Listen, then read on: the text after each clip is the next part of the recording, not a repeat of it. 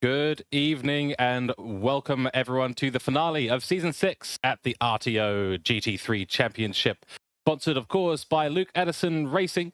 It is the 8th and final round tonight, and what a place to finish a season on. We are at the Temple of Speed, none other than the legendary Italian circuit of Monza. And a different set of voices in the commentary box today, dramatically less Scottish. And taken over from John Wright, you have myself, George Cook, and Rob G. Barker on behalf of Raven Comms. John is unfortunately not well, so we do wish him a speedy recovery, but it is our pleasure to be bringing you coverage of this finale tonight. It's my first time here in the RTO Comms box, but not for Rob. He was here last week, so welcome back to the RTO Comms box, Rob. Hello, everybody. Thank you indeed. And obviously, we do, of course, wish John a fast recovery. Absolutely gutting to miss a finale due to illness. However, he will be lurking in the background, providing us with some extra angles from the race, kind of like the sim racing version of Fernando Alonso. We do like that, of course. And the calendar, of course, coming to a close now. 7 rounds done, 14 races. And we've been at Misano. We've gone to Nürburgring, the Americas at Laguna Seca, to Donington, a brilliant circuit in the British Isles, Hungaroring for round 5, and then Zandvoort round 6.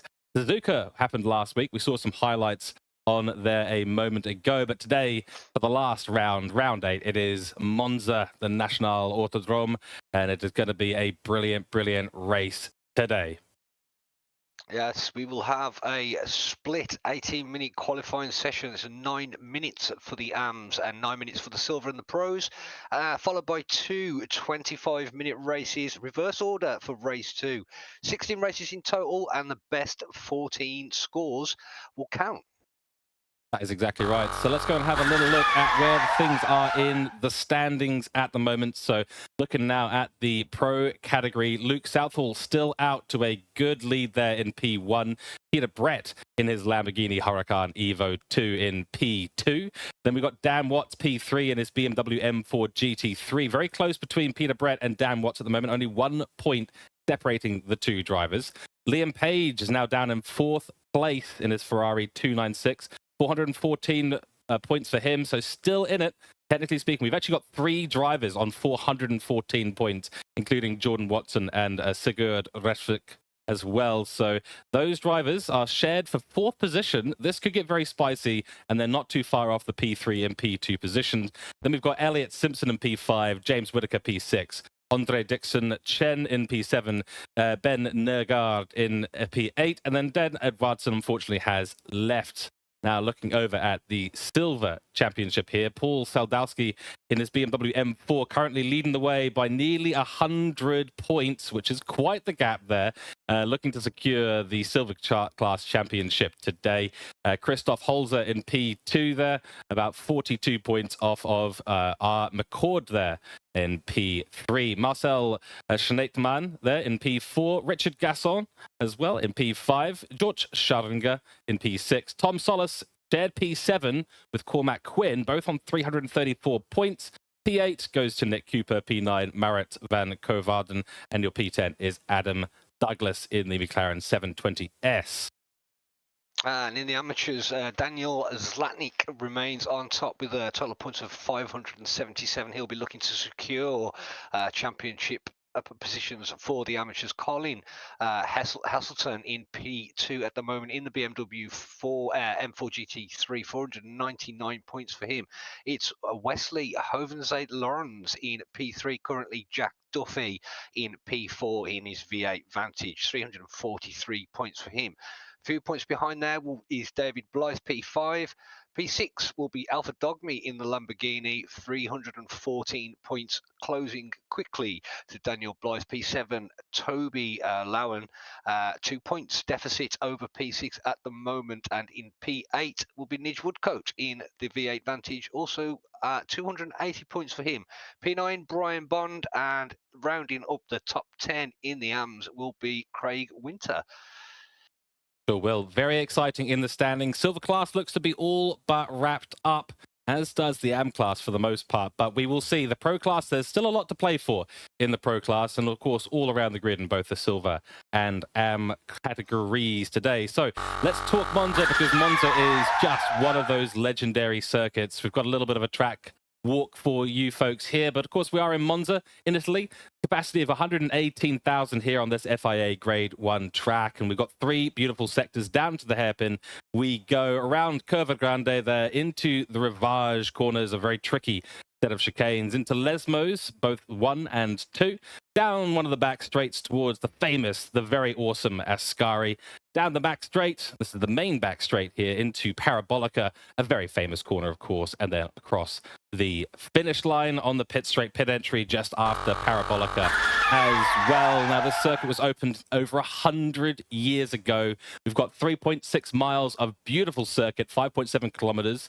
It is, of course, 11 turns, 4 to the left, 7 to the right, 13 meters of elevation change here, a 1.1 and 0.7 mile long straight. And of course, these drivers are going to be full throttle for about 80% of this lap. Very, very intense. Of course, you've got the Italian Grand Prix here for Formula One, the FIA World Endurance Championship and its predecessors going here as well. The 6 hours of Monza, that is still going on to this day. And of course, the ever-famous GT World Challenge Europe, which we do love, which is this game obviously is based on. So a brilliant circuit. Yeah, indeed, and welcome, of course, to the Temple of Speed, home of the Tifosi and one of the oldest and most historic circuits in the world. Monza, of course, famous for its incredibly high speed layout with some of the most iconic corner complexes in the world. It doesn't take a race fanatic, George, to recognise Rettifilo, otherwise known as Prima Variante, or the first chicane. Here we have seen many of incredible race starts, drivers having to pick braking points with millimeters of precision in order to navigate this complex without incident. Of course, George, this isn't our first gig together at Monza. However, it is very much looking forward to the racing this evening. So wherever you are in the world, kick back and enjoy, and welcome to RTO. Absolutely right. So we're going to talk very quickly about our sponsor. Welcome to everyone in chat, including our fantastic admins in the background, but sponsored here, of course, by Luke Addison Racing. It's a platform where you can develop further as a sim racer in Assetto Corsa Competizione through setups, coaching. The guy wants to help us out. He's a brilliant, brilliant dude.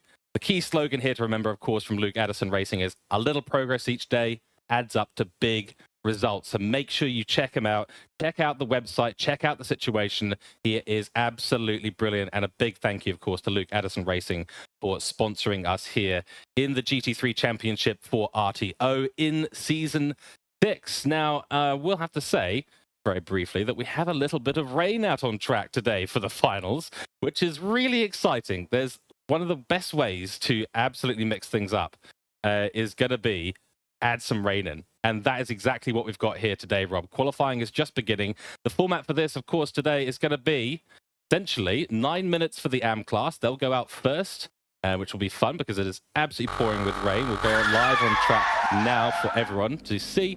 As you can see here, very, very wet out there. So they're going to have a lot of fun. But the AM class drivers will go out for the first 9 minutes. And then we'll have the Pro and Silver category drivers go out for the final 9 minutes of this track. Now, we're expecting lap times around the 1 minute 55s, 56s. Somewhere just underneath that 2 minute mark due to the rain. Very tricky to get around some of these corners when it is this wet. And the curbs, of course, will be a no-go zone for the most part. Welcome into chat. Blinth, welcome in. Of course, we've got RTO Esports saying this is no game, this is life. Couldn't agree more. And I think everyone on track and, of course, here in the comms box would completely agree with that, wouldn't you say, Rob? Yes, it's as I said, we were talking briefly about this last week. AC Silly, again, still pretty new to me, but the hook is deep inside, and I don't think it's coming out. But those the weather out there looks absolutely treacherous at the minute, George. Absolutely lashing down, and it doesn't look like it's going to clear up anytime soon. So the drivers are going to have to get used to it, because this is going to be a long couple of races in this weather. Certainly is. And of course, the corners like Lesmos, places where in Lesmos, both Lesmo 1 certainly on the exit of Lesmo 1 and into the main apex and on the exit of Lesmo 2, places where you're usually running the curbs quite significantly. We've just seen Craig Winter go around there now, and yeah, it is full wet out there. This track is wet at this stage. It's not completely flooded, so it's not the worst conditions you could possibly see out there, but this is enough really to cause the drivers to be changing their lines, changing their braking zones quite substantially. And of course, those curbs, you've got to be very, very careful. Going through Ascari, we've just seen. Now, Ascari is going to be an interesting one because, yeah, you've got that final part of Ascari where you need to cut that curb a little bit. And there's already some nasty little bumps through there, Rob, so the car can get quite unsettled, unfortunately, and that is going to mean that there's going to be some very, very interesting areas around Ascari that you've got to be careful of. And then, of course, on the exit of Parabolica as well. So which car's going to handle this best? I don't know at this stage. There's a few cars that I know that are quite good in the wet, the Lamborghini being one. So there might be some Lamborghini drivers out there that are pretty happy with this wet weather. I know for a fact that some of the McLaren drivers are not going to be particularly happy, or at least I'm not. Whenever there's rain, Rob, when I'm in my McLaren, I'm not a happy chappy. Yeah, I'd say learning the game more and more each day that I play it. Still haven't had a massive amount of experience in the different cars, but one thing I do find incredibly interesting about ACC is the fact that the balance of the cars is really good. It leads to some really good competitive races, and obviously some do have their favoured tracks. Yes, if the McLaren doesn't like the weather. Yeah, it's definitely weathered out there. It's very wet. You can see some of the cars now making their way onto the first flying laps. On board at the moment with Lowen. Is he working his way down into Lesmo 1? So they should get some times flying in pretty shortly. And we'll just see what the pace is out there at the moment. But looking on board, George, it's absolutely lashing it down. Visibility is next to zero going through Lesmo 2 there onto the way down to Ascari. Oh. Yeah, I think the word that we're looking for here is treacherous. We're not even going to bother looking at the temperature at the moment. It's so wet out there. They're going to have to be so careful. Look how careful he is on the brakes, trying to avoid the curbs there in Ascari as much as possible. As soon as you get on the throttle on those curbs, you are in a little bit of trouble. And look at that little bit of a moment there on the exit as well. But crikey, that is, yeah, that is the no fun zone there. Or for some people, it actually really depends, actually. Some people really do like the wet weather. I have to say, I love watching people drive in the wet weather. I'm not a fan of driving in it myself.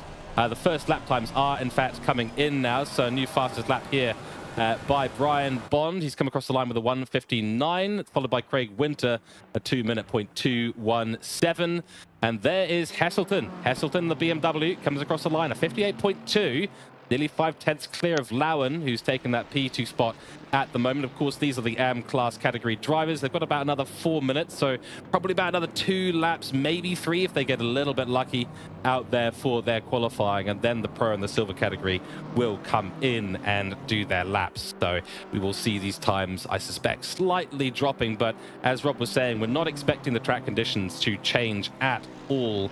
Well, yeah, well, you know, sometimes it's nice to see the track conditions change. You know, you get a bit of changeable weather. People have to adapt slightly to the driving style and all that sort of stuff. But yeah, at this stage, no change to the weather predicted at this stage based on our weather information. So it's going to get very, very interesting for these drivers out there. But these 58s are pretty respectable times. We've got one M-class driver who has yet to set a lap time. That is Zlatnik down in P19 currently. He is out on the circuit as far as we understand. There he is in his Ferrari. And, oh, Dragon Ball Z Ferrari.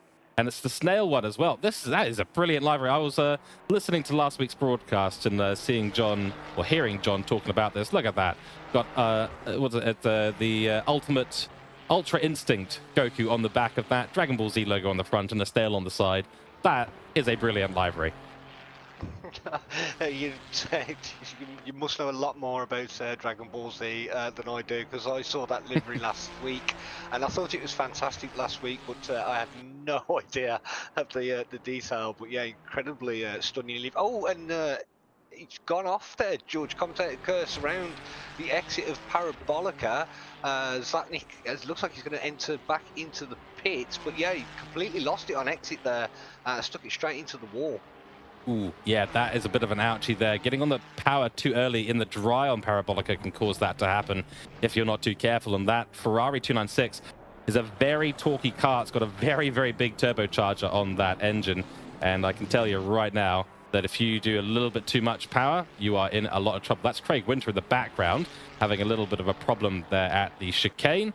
But I'm sure he'll get that remedied in just a moment. And yes, Rob, I'm a total nerd when it comes to things like Dragon Ball Z and Dragon Ball Super, which that's the series that is currently on there, and he's just made it around Rivage. No, he hasn't. He's gone a little bit wide there, so not the ideal start here from Zlatnik. He'll have to pull together a lap somehow. He'll only have one lap after this, and that is already an invalidation, so he'll need to get a clean lap in regardless of the time at this stage. Just by the way, Heselton here, he is now going purple currently through into sector 2 now, up 0.2 of a second on his time. Lowen in P2 at the moment. Woodcote comes up in P3 with a 59.037. And we've got Brian Bond, Craig Winter, and then Dogmeat, Alpha Dogmeat. Very interesting name there. But he's set a 201.430 in his Lamborghini, the 115 car. So he'll be continuing to come around. These guys will be on their final lap here before the Pro and Silver are allowed to go out, which will be happening in about 60 seconds. So one final lap for everyone on track at the moment, and then that'll be set for them. Brian Bond also going purple, he's up by 1.1 seconds. As it stands right now, that could be good enough for P1 in the AM class. Let's keep an eye on board with this Ferrari driver. Yeah, working his way around the final corner to cross the line. I'm not sure whether I'm a little bit behind where we're actually looking live. New quickest lap of the race for Brian Bond, 1:58.217, George, and that will be provisional. No, that will probably be pole unless Zlatnik can do anything about that. He's still yet to set a lap time. He's working his way into the first chicane at the moment, so it's going to be down to Zlatnik at the moment. See if he will go any quicker than the 1:58.2. But fantastic lap from Bond there, 18 hundredths of a second over Heselton for P2, right at the death as well of quali. That is the 9 minutes over so the lap that they're on will be their final, and then we will see the Silver and the Pros go out to do their qualifying session.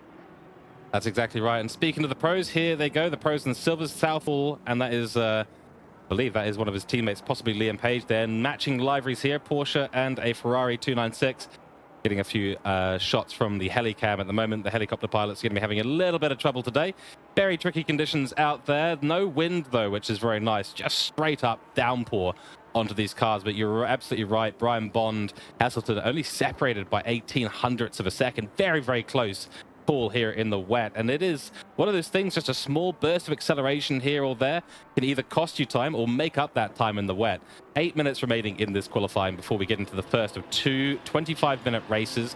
As mentioned by Rob earlier, the second race will be a reverse grid between all the categories, so the Pro drivers will be reversed in order of their categories, so will the Silvers and the AM class drivers. It's not a direct reverse grid, so we're not going to have necessarily all of the drivers at the bottom of the grid, at the top of the grid. There's Lowen back to the pits now. So he is now off of his lap. And yeah, very much looking forward to seeing what these Pro and Silver drivers are going to be out there doing in terms of lap times. We did see in the practice server someone drop down towards the 55s, the low 55s, and that is a very impressive time to be running in the wet here. So maybe a little bit of a concertina effect going to happen between some of these drivers as they do come up towards Parabolica, and they'll be setting some great times. Heselton, sorry, we've just missed this, but Heselton came across the line and actually took away the lead from Brian Bond there. So Colin Heselton has set a 1:57.882. He is 3.5 tenths clear of Brian Bond, who was the previous holder there. Also Zlatnik there, George, as well. I think we missed that he was on the same last lap as the Pros and the Silvers came out, but Zlatnik has put his Ferrari, the 981 Ferrari, onto P3 as well. Almost the same, just a couple of seconds before Heselton upgraded his time to 1:57.8 to steal pole from Bond in the AM category. That's right. That's amazing. So Zlatnik actually managed to put a lap together, and it was a very good lap at the end of the day, which is very impressive. So well done to Daniel Zlatnik. The top three in AM class is going to be Colin Hesselden, Brian Bond, and Daniel Zlatnik, and currently on board with Schneidman at the moment. Not quite sure who he's got behind him, but it is a very nice looking Ferrari from what we can see on this beautiful rear splitter view. And yeah, the drivers for Pro and Silver now out on their first hot laps. I mean, you kind of don't want to call it hot laps at the moment because they're kind of just wet laps, really, but they are indeed their first full pace lap, and they'll be going as fast as possible to get themselves up onto the top of the grid. Very important, I think, here to start as far up.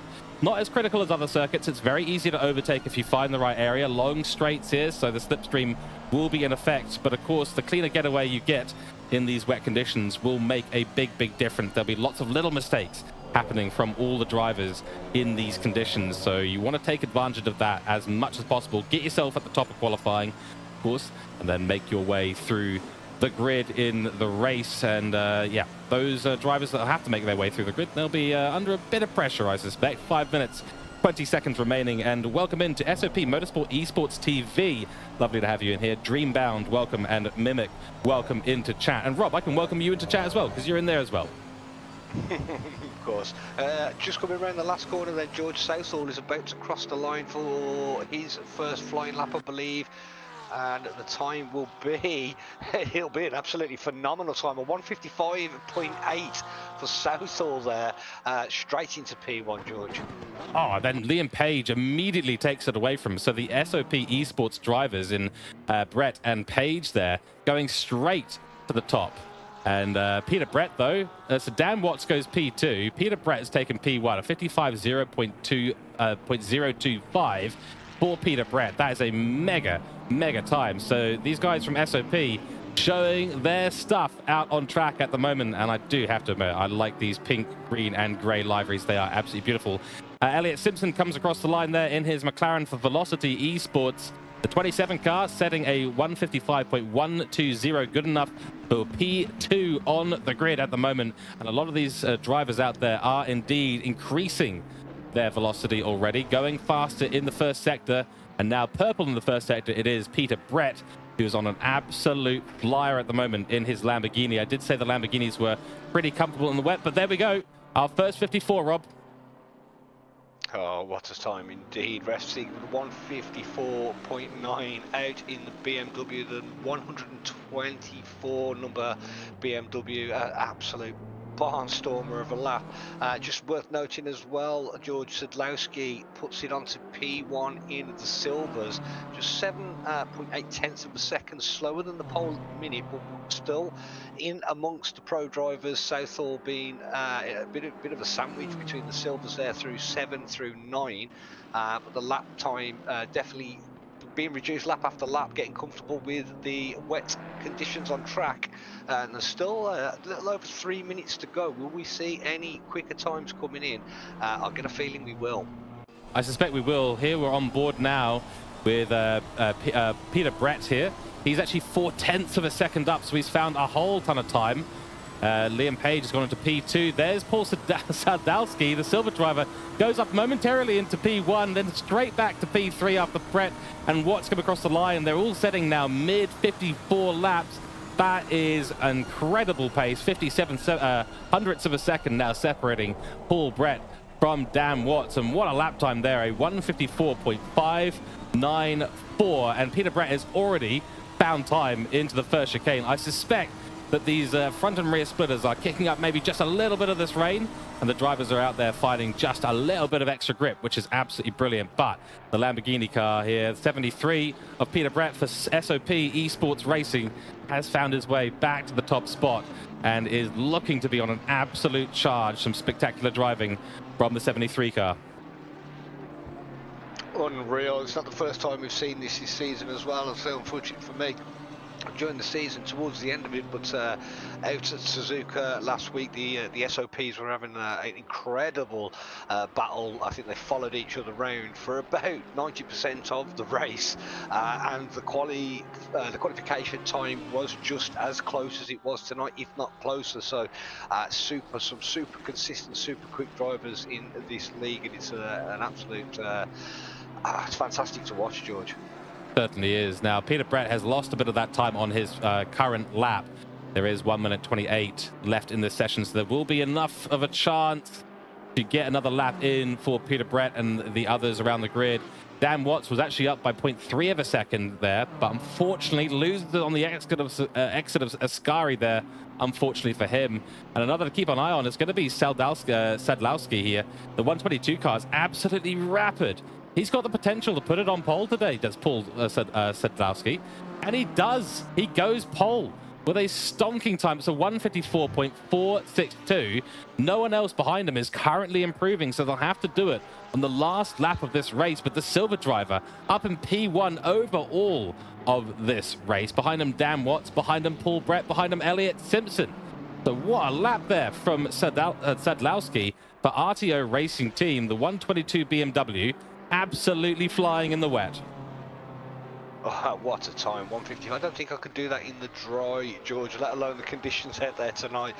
So yes, silver, P1 for the silvers, P1 over all for Sadlowski, 154.4, still very close between 2 and 3. We do have time for one more lap apiece. Those that are working their way around through Ascari might be a little bit too late for another lap, but we do see some shakers and movers still as we see Refsig up to P2, George, in the 124 BMW. That's a phenomenal lap also.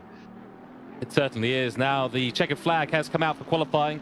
For some drivers, including Retzvik here, is going to be coming around for another lap in his RTO Racing Team 124 BMW. And it is a three-way fight here at the minute for the top spot. All BMWs at the top.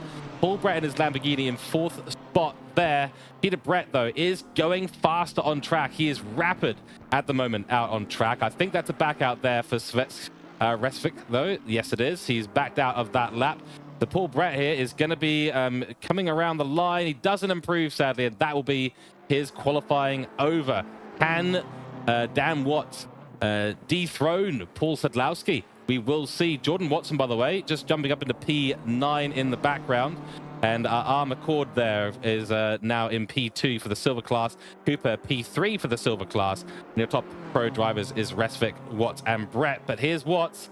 He goes across the line. Oh, it's so close there. 35 hundredths of a second below P1 and takes it. But there's Watson. Watson has taken it. He's absolutely smashed it by 1/10 of a second, which is absolutely nothing out on track. But he has indeed taken the top spot away from Sadlowski, who does come back into the pits.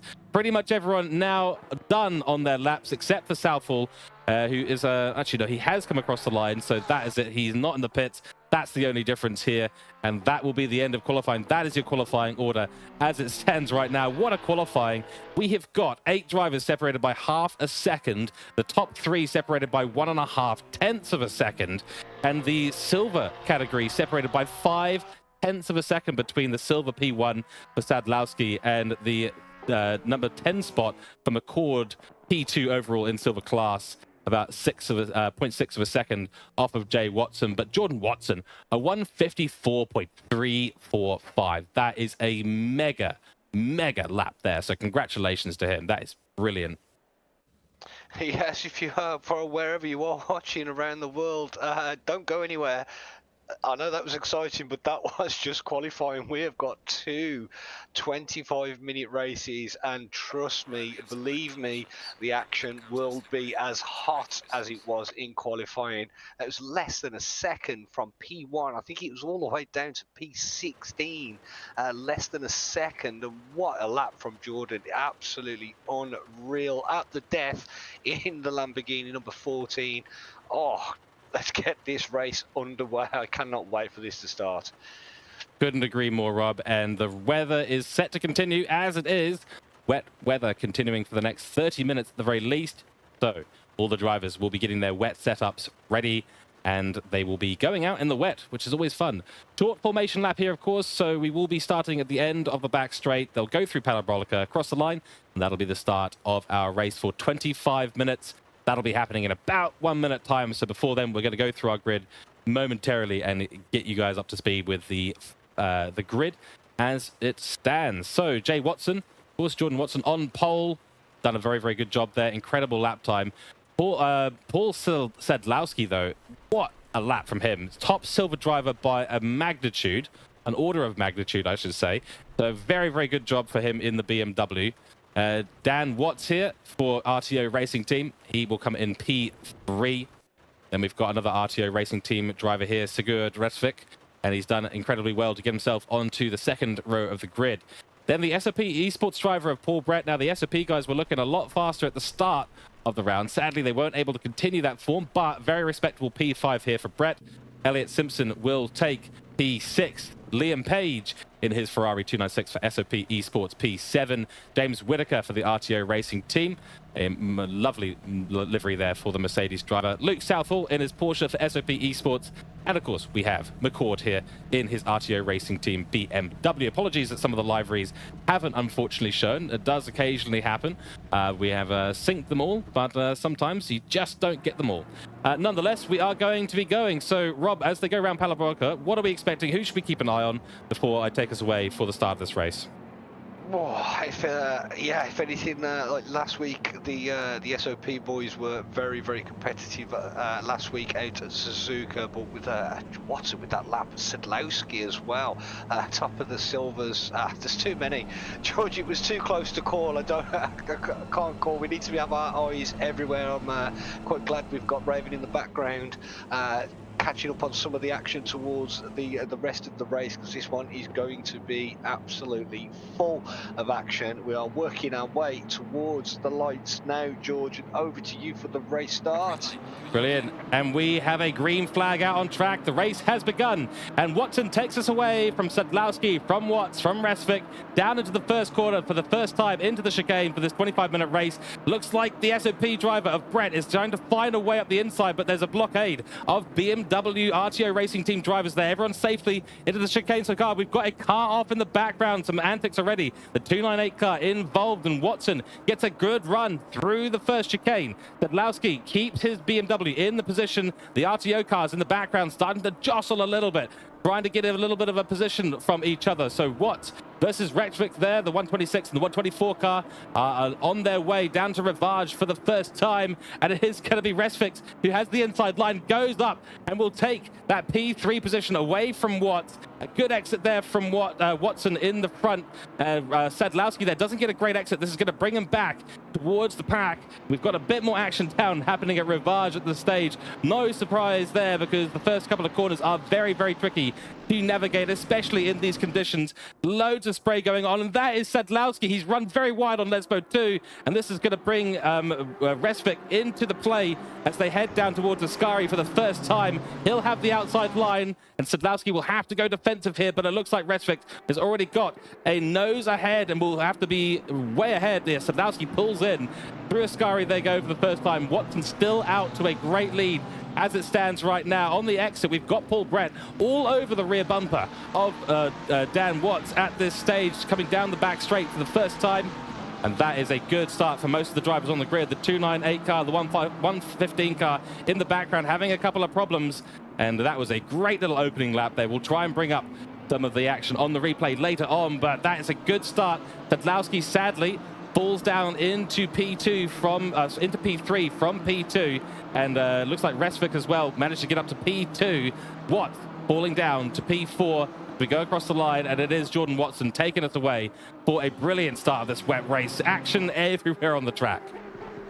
Yeah, what a start from the guys are there, and yeah, very treacherous into turn one, but all pretty through nice and clean. It was the 298 car in the wall early on, George, which you called in the commentary. I think the other car was a little bit of a later incident. I don't think there was a little bit of contact there as well on the exit of Retafilo, but yeah, pretty good start overall. A few shakers and movers. Sedlowski running a little bit wide through Lesmo, losing the place there. Watts also going back a little bit, but all nice and clean so far.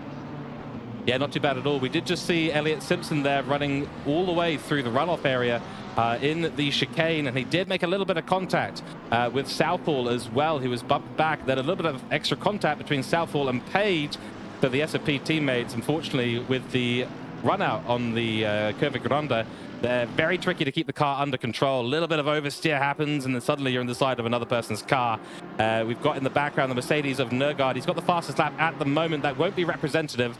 We do head on to the second lap of this race. Liam Page, there's something big's just happened there. Elliot Simpson is having a bit of an issue, it looks like. We'll try and catch that on our replay. But Elliot Simpson having a bad time at the end of Lesmos 2 there. I can't even find him on my grid right now. Something might be happening with all of that, but he has fallen off the timing sheets completely. Super unfortunate there for Elliot Simpson, who had a good start in this race. And mentioned at the front because we've got a little bit of a battle now evolving between Watson and Resvik. So Watson, of course, will be now trying to hold off the advances of Resvik, the RTO racing team. The BMW versus Lamborghini, and it is a Lamborghini sandwich in the top 5, Rob. Three meat sandwich of BMWs with a bit of Italian bread rounding it out.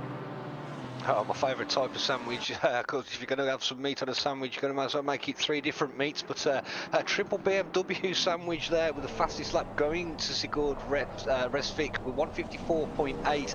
That is a pretty outstanding lap in these conditions. In P2 at the moment, chasing down Watson, who's on to lap 2. We are going 5 minutes gone in this race, so still plenty of time. The spray, George, must be making it incredibly difficult to follow one another. Sedlowski dropping back a little bit, but still thereabouts.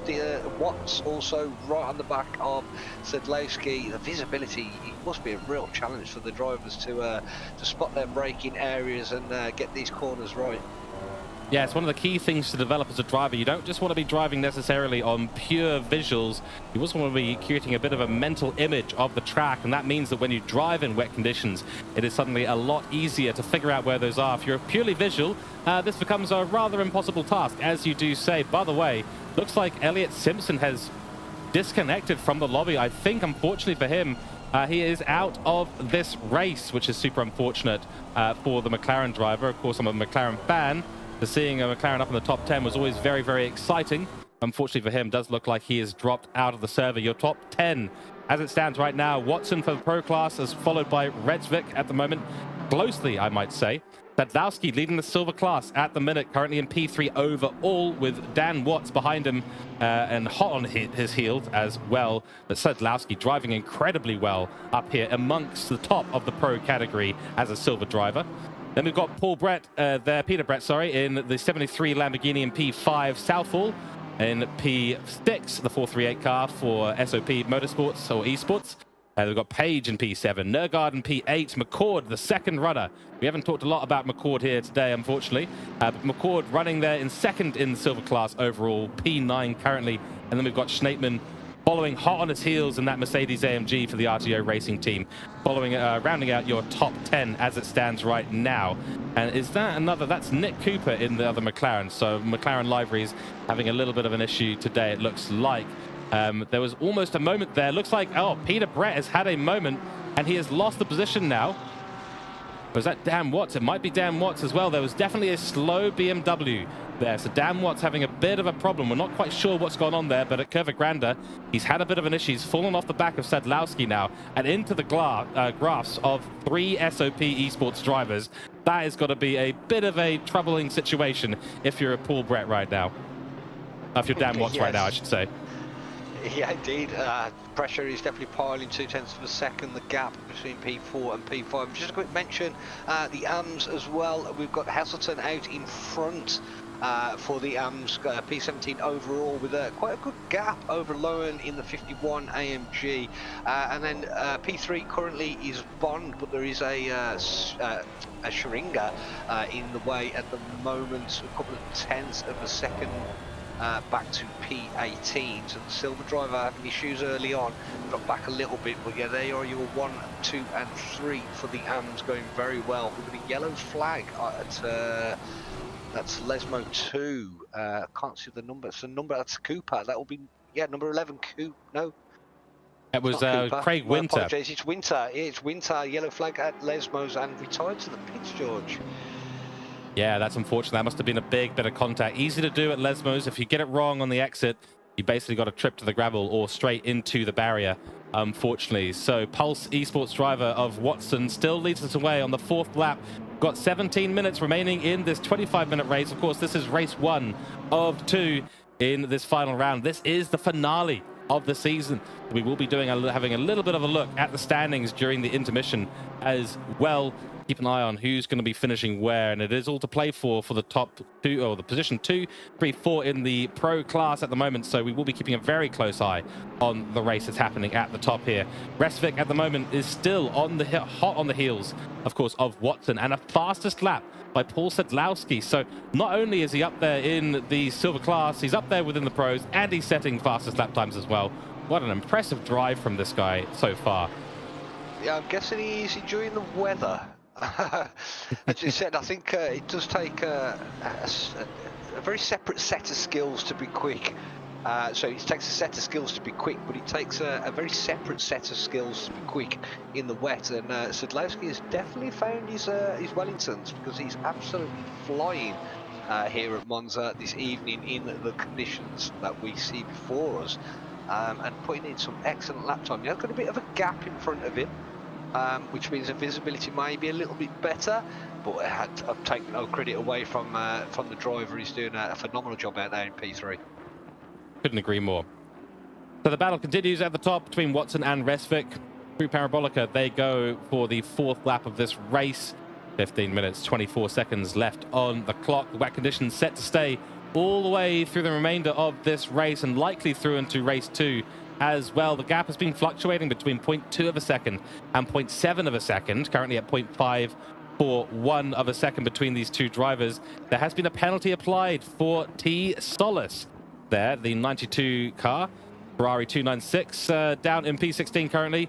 That will likely be for a collision caused earlier in this race, so he will not be a happy chappy about that, but that is the way that the cookie crumbles, unfortunately. So a 15-second penalty for Solis will put him well down the grid by the end of this race. Just looking around a little bit, we do have Whitaker here. He's the bottom running of the pro drivers at the moment, and he's been in a bit of a battle with Holzer and trying to catch up with Quinn, the 190 Mercedes AMG ahead. We've got a trio of Mercedes here in P12, P13, 14 at the moment, but the 131 car here for the RTO racing team in James Whitaker got a bit of work to do to try and make his way back up the grid and through all these silver class drivers who are, of course, driving very, very well. These conditions make it so challenging at the end of the day. To keep yourself online, to make any passes becomes a lot more difficult unless someone makes a mistake. So that's really where things happen. It's the mistakes you're looking for, to force a mistake from the driver ahead or the driver behind, to either give you a gap or give you a gap in front or behind, to either take the pressure off or to give you a chance to get up ahead and gain position. These Mercedes obviously not having the best of time. The top running Mercedes at the moment is Nergard in P8, currently the 127 car. So the fastest lap also now taken by Dan Watts. A very impressive drive from him. But this battle at the top for P1 is just continuing to get closer and closer. Sigurd Resvik here in the 124 car has not let Watson run away with it at all. But the 14 car, by the way, that 14, I do like that number. That is a great number. Fernando Alonso's number there. Jordan Watson trying to hold on to that P1 spot with 13 minutes and 20 seconds remaining in this race. Yeah, it's definitely not over yet. We've still got time to make a move. That gap has been fluctuating up and down. It's just closing, falling away, closing and falling away.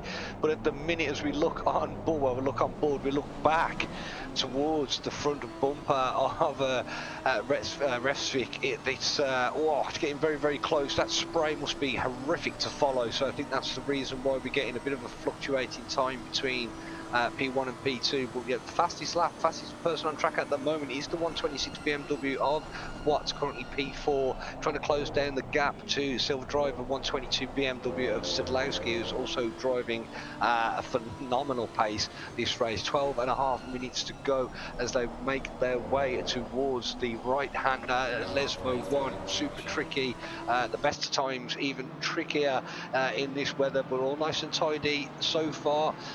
We jump on board with the Halicam to get the best angles of the racing, in my opinion. That gap, George, is closing as they make their way towards Ascari. There could be an opportunity for a move here, and looks like Resvik is going to try and stick the nose up the inside. Thinks better of it, but forces Watson onto a very wide line. He's going to go round the outside, and Ascari too wide into the final part of it. There's contact between the two cars, and Watson gets shoved wide at the exit of Ascari, and Resvik now goes up into P1 of this race. Watson falls into the second position. There was definitely a bit of contact there. Sadlowski now coming up to the back of Watson. Not going to be a happy chappy. Whittaker, we've got a car around. It is Whittaker there at Ascari, and he has managed to get that out of the way nice and cleanly, so well done to James Whittaker. We'll see if we can get an eye on what has happened there with James Whittaker, the 131 car. In fact, we do in fact have a replay. We're going to go to that right now. Here we go. So up the back straight they go towards Ascari. He's going to look for a move here. So an identical situation to what we had in P1. Stepped, lay on the brakes, hits the curb there, goes very wide and spins the car. No subsequent contact. Yes, there was, unfortunately, with that blue Lamborghini, but not too significant there. So not a huge result at the end of the day. But your race leader now, Sigurd Resvik, has managed to make his way up after that little bit of a mistake from Watson trying to brake late into Ascari. Didn't work out from sadly, so the Lamborghini driver of Watson will have a little bit of work to do now to catch back up to the rear bumper of this 124 BMW. Very nice overtake at the end of the day. A little bit of contact on the exit, which ran Watson wide. Otherwise, he would have been a lot closer, but the overtake was done and settled as soon as Watson had run wide through the first part of Ascari. So now this battle will continue. Crikey, that was Ascari proving to be the place to do the overtakes, turns out, Rob. Yeah, some very, very close action side by side, and moves being done. Just talking about developments as well, George. There's been a couple of penalties handed out, which may or may not be too disastrous. I'm just having a quick look at the points, but Zlatnik has been awarded a 15-second penalty as low, and they are towards the top of the standings at the moment. I don't think it's going to have too much of an impact thus far, but yeah, a couple of penalties being dished out in the towards the back of the grid at the moment. You're right, 15 seconds of course does hurt. There's no mandatory pit stops in these races, so you will serve that at the end of this race. 9 minutes 35 seconds. We've got a little replay of the start of the race. There's some action that happened a little bit earlier on, so we'll take a little look and see if we can figure out what's happened here at the start of the race. We did see a couple of cars turned around at the first chicane, but here we're looking at the moment at, I believe, the 29 car here getting slightly sandwiched. Does he get turned around? Yes, he does. So he gets turned around, unfortunately, into the wall there. No significant pile-up, though, which is good news for all the drivers around. But now we're back on board. We've got Peter Brett at the moment for SOP Esports in his Lamborghini, facing down Dan Watts ahead of him in the 126 car. And this is going to be a battle that continues to evolve over the next couple of laps. So I think Dan Watts has been falling slightly back into the grasp of Paul Brett. And Sadlowski has been a little bit of a cork in the bottle here, Rob. It does look that way. Yeah, it certainly does look that way. Phenomenal qualifying from Sadlowski. Still in P3 at the minute, but that gap is starting to come down. Watts and Brett are starting to pile on the pressure. Talking of piling on the pressure, Watson did set a new fastest lap of the race while we were looking at the replays at the start. The 7/10 of a second now the gap behind himself and race leader. The battle is definitely over 8 minutes, just over 8 minutes to go, and yeah, I still can't call this one. I still cannot call this one. All that gap does seem to be opening up now. We've just had an update on the timing boards, and that gap is certainly extending for the leader, but it's closing between Brett and Watts at the minute. 0.3 of a second between those two. That might be a battle to keep an eye on for the next couple of laps. Yeah, couldn't agree more. Paul Brett there got a bit of a bad run out of the exit of Ascari. Didn't quite get it hooked up, couldn't get the power down, lost a bit of time on the back straight. Through Parabolica we go. Kind of misses the apex just a little bit. Going to compromise them ever so slightly out onto the main pit straight, and Dan Watts will go across the line still in P4. 7 minutes and 30 seconds remaining in this race. And by the way, there is a little bit of a battle going on between teammates at the moment. The SOP esports drivers of Liam Page and Southall there. I'm just trying to figure out if Southall maybe had a bit of an issue there. Oh, side by side they go. It's very close quarters there. The Ferrari 296 car of Page does manage to do it around the inside, then the outside of the chicane. It's a very, very nice move from the Ferrari driver on his teammate in the 438 car, the Porsche. There will be a little bit of a fight back here between these two. This is going to be a little interesting one. Defensive goes Page, forces Southall onto the outside line. Oh, we nearly had a bit of a Hamilton moment there. And oh, great exit from the Porsche, bumps the back bumper of Page and says, hey, can you hurry up a little bit? You took the position, get on with it. Through Lesmos 1 they go, and good little battle happening here between the SOP esports drivers, and this is for P5 on, sorry, this is for P6 on the grid at the moment, with the other SOP esports driver in Paul Brett up there in P5, both of these two being followed by the 127 car of Nergard, the last pro driver in this little group here. Of course, Whitaker we did see spin around earlier on. Ascari's down in P18 now, unfortunately. Yeah, those that were here with us last week at Suzuka will know that these two boys for the SOP Motorsport team are not afraid. No team orders here, George. They were racing bumper to bumper for a significant part of race 1, I believe it was, until one of them unfortunately got a little bit loose out of 130R, turned the car around all on his own, unfortunately. But yeah, these are very used to driving side by side, and two very, very, very quick drivers. As we see Resvik taking yet another fastest lap of the race, 2.1 seconds lead now over Watson out in front in the 124 BMW. Oh, that was close into her. That was very close to Ratsfili. I thought we were going to get a front to rear bit of contact there, but no, well done to the drivers, completely avoided that one. Yeah, very, very close that was. And by the way, we've had a switch up in the top of the grid here. So Sadlowski, who was running in P3, has fallen behind Dan Watts. It happened at Parabolica. So I get the feeling that he put the power down just a little bit too much on that final corner and was unfortunately not able to get the power down. And that meant that Dan Watts ended up soaring past him on the main straight. So Sadlowski falls down now to P4 and is now a sandwich between the meat of the sandwich between Dan Watts and Paul Brett in this race. And now he'll have to do a bit of work to catch up with Dan Watts and hold off the rapid advances of Paul Brett, who is now right behind him. So I get the feeling that Sadlowski, towards the end of this race, he's just fallen off the pace just a little bit. It's got great one-lap pace, but over the course of the race, it looks like these other chaps have been absolutely going for it. It looks like he's just pulled over to the side there. Yes, he has. So he's let Paul Brett go on through like he's blue flagged, but he's not. And I do wonder if he just thinks, look, I'm not going to keep up with these guys. I'm happy to consolidate P5 here. I'm in the lead of the Silver Championship right now. Happy for that. But that was a very interesting thing to do there. He could have held off, I think, for quite a lot longer there. But Sadlowski still doing a fantastic job there, leading our silver class. McCord in P2 of the silver class at the moment. And the battle will continue between Dan Watts and Paul Brett for now a podium position.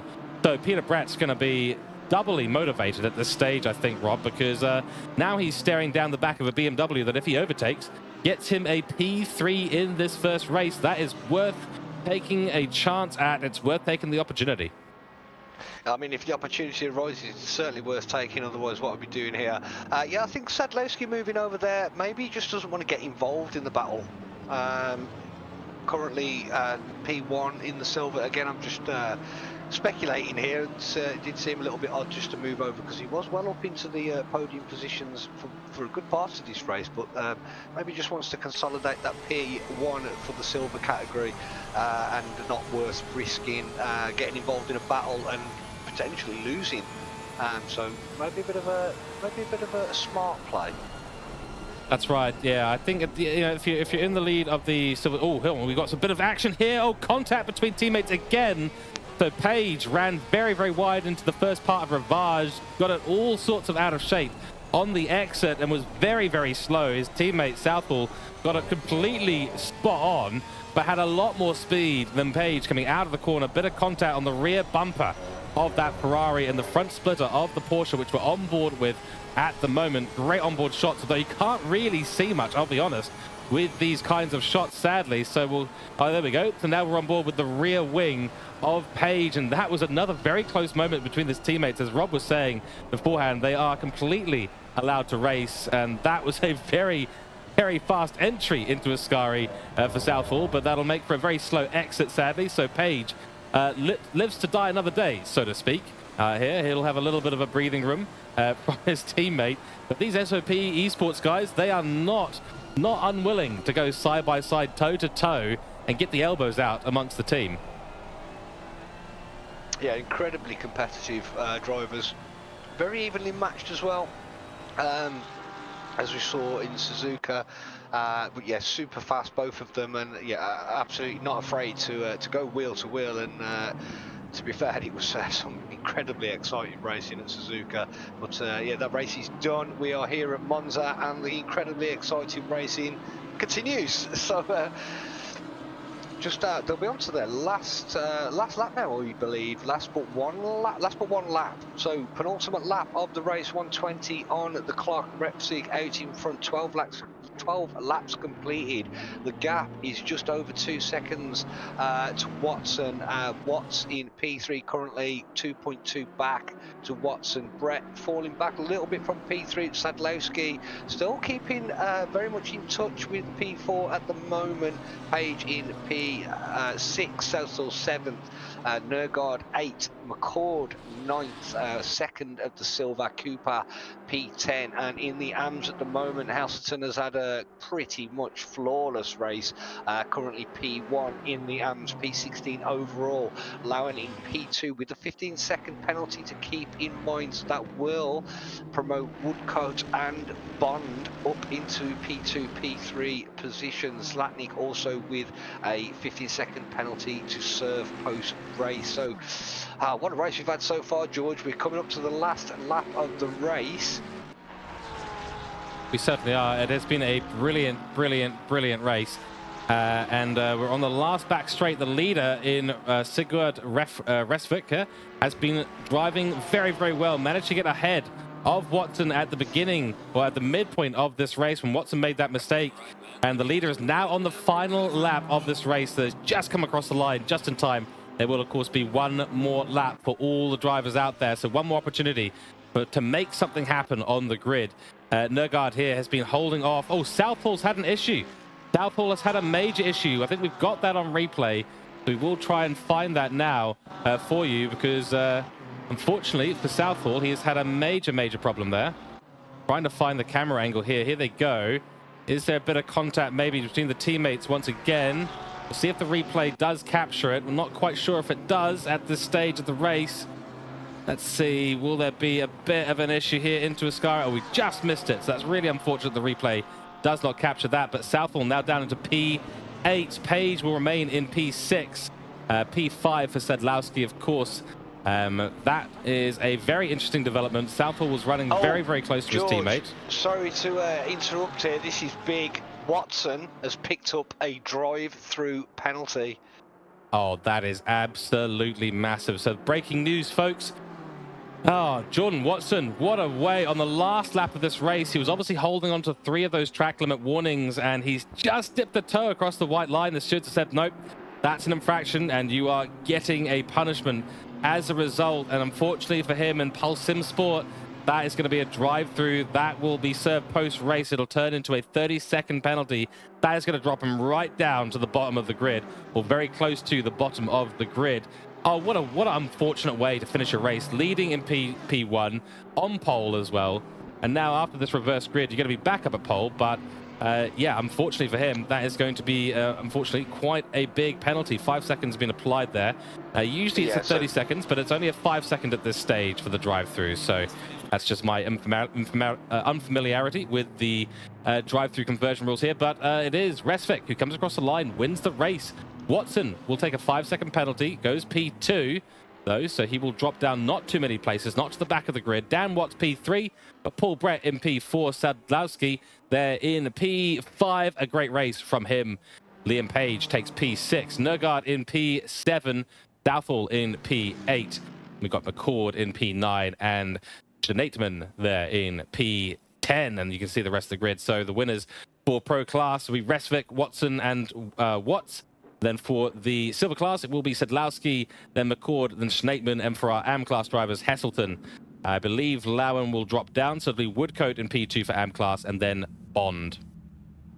Yeah, just some confirmation there as well, George. Because of the nature of the 25-minute race, the on-track stewards will remove the drive-through penalty for track limits and apply a time penalty. That's why we saw the drive-through removed and the 5 seconds applied, but it will still drop him down the order to, I think, about P5. That's right. There was not much time separating the top drivers in this race. And now we will start getting prepared for the second part of this round today. So the finale, of course, round 8. You are watching the RTO GT3 Championship, sponsored by Luke Addison Racing. Make sure you go and check out Luke Addison's racing website for setups and coaching. It does an excellent job. And of course, what a brilliant race 1 here. This is technically race 15. And there will be, of course, race 16 coming up. But this is round 8, the final round of the season. And we will be doing a little bit of work now to get the server ready with the reverse grid. So the grid gets reversed.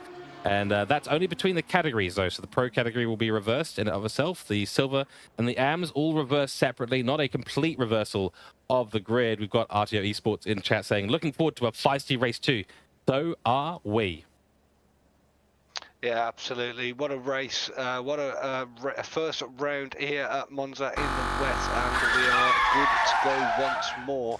Don't go anywhere, folks. There will be a second round, another 25-minute race ahead of you. So we are into the final round. As said, we have been to Misano, Nürburgring, Laguna Seca, Donington, Hungaroring, Zandvoort, Suzuka last week, and we are here at Monza, the Temple of Speed in the GT3 class, National Autodrome. 25 minutes reverse grid for this one. So just to run down the order, well, not individually run down the order, but just for clarification, the pros, the silvers and the AMs will be reversed in class. So the leaders of each individual category will be demoted to the rear of the grid, but we will see the pros at the front, followed by the silvers and then the AMs in respective order. 25 minutes. It doesn't look like the rain is going to shift, George, as we get ready to race number 2. And yeah, just to reiterate, Luke Addison Racing, a platform where you can develop further as a sim racer in ACC, do setups and coaching if you want some extra help in setups and getting your lap times down by using setups that are stable, fast and consistent. Coaching is available. Please do go and check out Mr. Addison himself on all the available platforms. Absolutely right. We are very much looking forward to race 2. And I have to apologize to Peter Brett, by the way, because I called him Paul Brett, I think, at least once in this race, which is really unfortunate. Someone else in my other leagues that I commentate on is called Paul Brett. And unfortunately, I got a little bit of a Freudian slip there. So Peter Brett, my apologies to you. We're going to load up the highlights for everyone to watch of that amazing race. And then while that is happening, we'll be taking a short break while the server gets rearranged and reorganized. And then we'll be back for round 2. So taking a very short break now. Please enjoy the highlights. We'll be back with you momentarily. If you've got any questions, do ask them in chat. Of course, you are watching the RTO GT3 Championship here. And we are going to be back in just a moment. So see you very soon.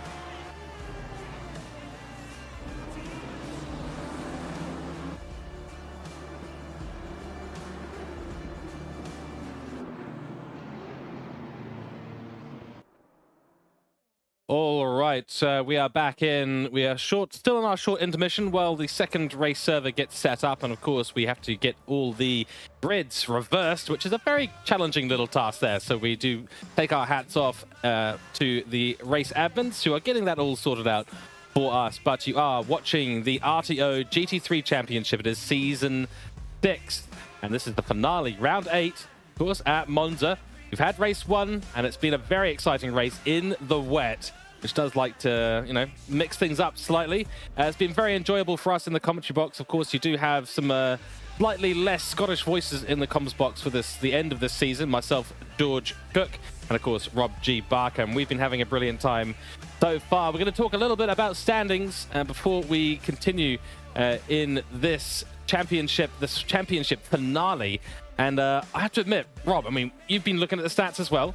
We've got a little bit of a mix-up happening for 4th spot, and I do wonder if maybe someone has just done just enough to take away Dan Watt's P3 position after race 1. Of course, it's still all down to race 2, but do we have any mix-ups on the grid happening? I think that shared 4th spot between 3 drivers in Liam Page, Jordan Watson, and Sigurd Resvik is definitely getting switched up, with Sigurd Resvik winning the race and Watson coming was in P2, but unfortunately with that 5-second penalty dropping him down the grid, probably below Liam Page. Yeah, it's definitely going to be a mix-up in the pros for sure. Just to reiterate, there was a joint P4 in Liam Page, Watson and Refsig, all on 4 points before the race started. Luke Southall was championship leader, 501 with 3 wins, 15 races completed. Peter Brett, 3 wins also. Dan Watt with a win himself. Liam Page, the top of the P4 trio of P4s with 3 wins himself. Watson with 2. Refsig get to win the race before tonight, but yeah, definitely some movers and shakers in the pros. I don't think there will be too much movement in the silvers. Sadlowski will increase his lead over Christoph Holzer. McCord will be gaining points, but I don't think it will be enough to jump P2 at the moment in the BMW. And in the AM category, the gap at the top will get closed down with Zlatnik taking a penalty and not having the best of races, George, but it will not be enough to jump at the moment. Will there be enough points left on the table for race 2 to make any further changes? I do believe so. Yeah, it is absolutely all to play for still in this race, and we're looking forward to it. The race server has come up. Drivers will get another 10 minutes to practice, get themselves into the server. We will be looking forward to seeing that. As Rob was saying, yeah, this is going to be quite interesting in the pro class here. Of course, P2 and P3 only separated by 1 point, so there's definitely a switch-up going to be happening between Peter Brett and Dan Watts. The real question is, will Liam Page, Jordan Watson, or Resvik be able to catch up? And I think Resvik, with that win, is going to put himself up to a very, very good potential spot here. He could be taking P2 overall, but right now there is a total of 1, 2, 3, 4, 5 drivers all in position to potentially take a victory or a P2 or a P3 in the standings. Luke Southall finished 8th position, so he will not be taking home maximum points at this stage. He is clear by around 79 points, but he'll have a chance here to make some waves in race 2. Of course, with the reverse grid, that'll put him right up at the top of the pro category, and if he gets away nicely in the wet, he should have a good chance of hunting down a race victory here, or at the very least a podium finish, and that will elevate him, I think, into a pretty unequivocal P1 finish in the overall Season 6 championship here at the RTO GT3 class drive. So we're going to look forward to that. We've still got a little bit on the clock, and yeah, I mean, I have to admit, I think a big shout out here for Sadlowski. Qualified way up there in P2, fell to P5, wanted to stay out of things for the most part. But you know, he sort of pulled away. Peter Brett, I should say. I've just apologized to Peter Brett there for calling him Paul Brett, and I've done it again, Rob. Peter Brett, he let Peter Brett through on one of those laps. Up, dude. Yes, sorry, the server is up. Yeah, yep, no, I'm up on the rate. Yep, free practice is running at the moment. I'm on the server at the moment. So we will see. I can see. That's right. And actually, the practice is going to be cut short there. So, Rob, we'll go over to you, but we are now going to go onto the grid and get ready for the second race in this round. It's going to be good. Yeah, 140 to start. Sorry to interrupt there, George. I was just going through the standings. Yes, there's definitely movers and shakers in race number 2. The weather is still pouring, George. Just to update you, those in chat and those watching all around the world, this is the reverse grid setup. Pros will take the front of the grid, followed by the silvers, followed by the AMs, but in reverse race position order. So it will be Simpson out on pole for the pro category, with Whitaker in P2. Southall will be in P3, Nergard P4. It'll be Page in P5 in the number 7 Ferrari, and then comes Team SOP. Sorry, I do apologise. Pulse Sport, Jordan Watson in P6 with Peter Brett for SOP Esport Racing. Teammate Watts, Dan Watts, no, not teammate, RTO Racing, Dan Watts in P8 with race winner Refsick for Team RTO also in P9. That's exactly right. So Solace will come onto the top spot for silver category, followed by Scharinger, Lovrek. We've got that is a great livery, by the way. A little bit of that's a really, really good one. Do like that. Of course, we've got then we've got Quinn here, Cormac Quinn. He will be taking the 13th spot there on the grid. Holzer, and of course, if we jump back just a little bit, we'll skip through some of the grid walk here. So we've got Sedlowski. He'll start at the back of the silver category, and he'll start in P19 overall. Then we've got Chris Winter here, cow on the side of that BMW. We've got Alpha Dogmeat here, Delatnik here, and Lowen, Bond, Woodcote, and Hasselton. And we are about to get away for the start of this race. So Elliot Simpson, who unfortunately did have a disconnect at the previous race, he will lead us away for the start of race 2. This is going to get very, very spicy, Rob. So a few words and then we'll take us away for the green flag. Yeah, indeed, it's definitely going to get spicy. Weather is still very wet here. It's good to see Simpson back in the race for, having that unfortunate disconnect in race 1. He will lead us away. Around Parabolica they go as we wait for the green light. Short formation lap here this evening, pushing towards,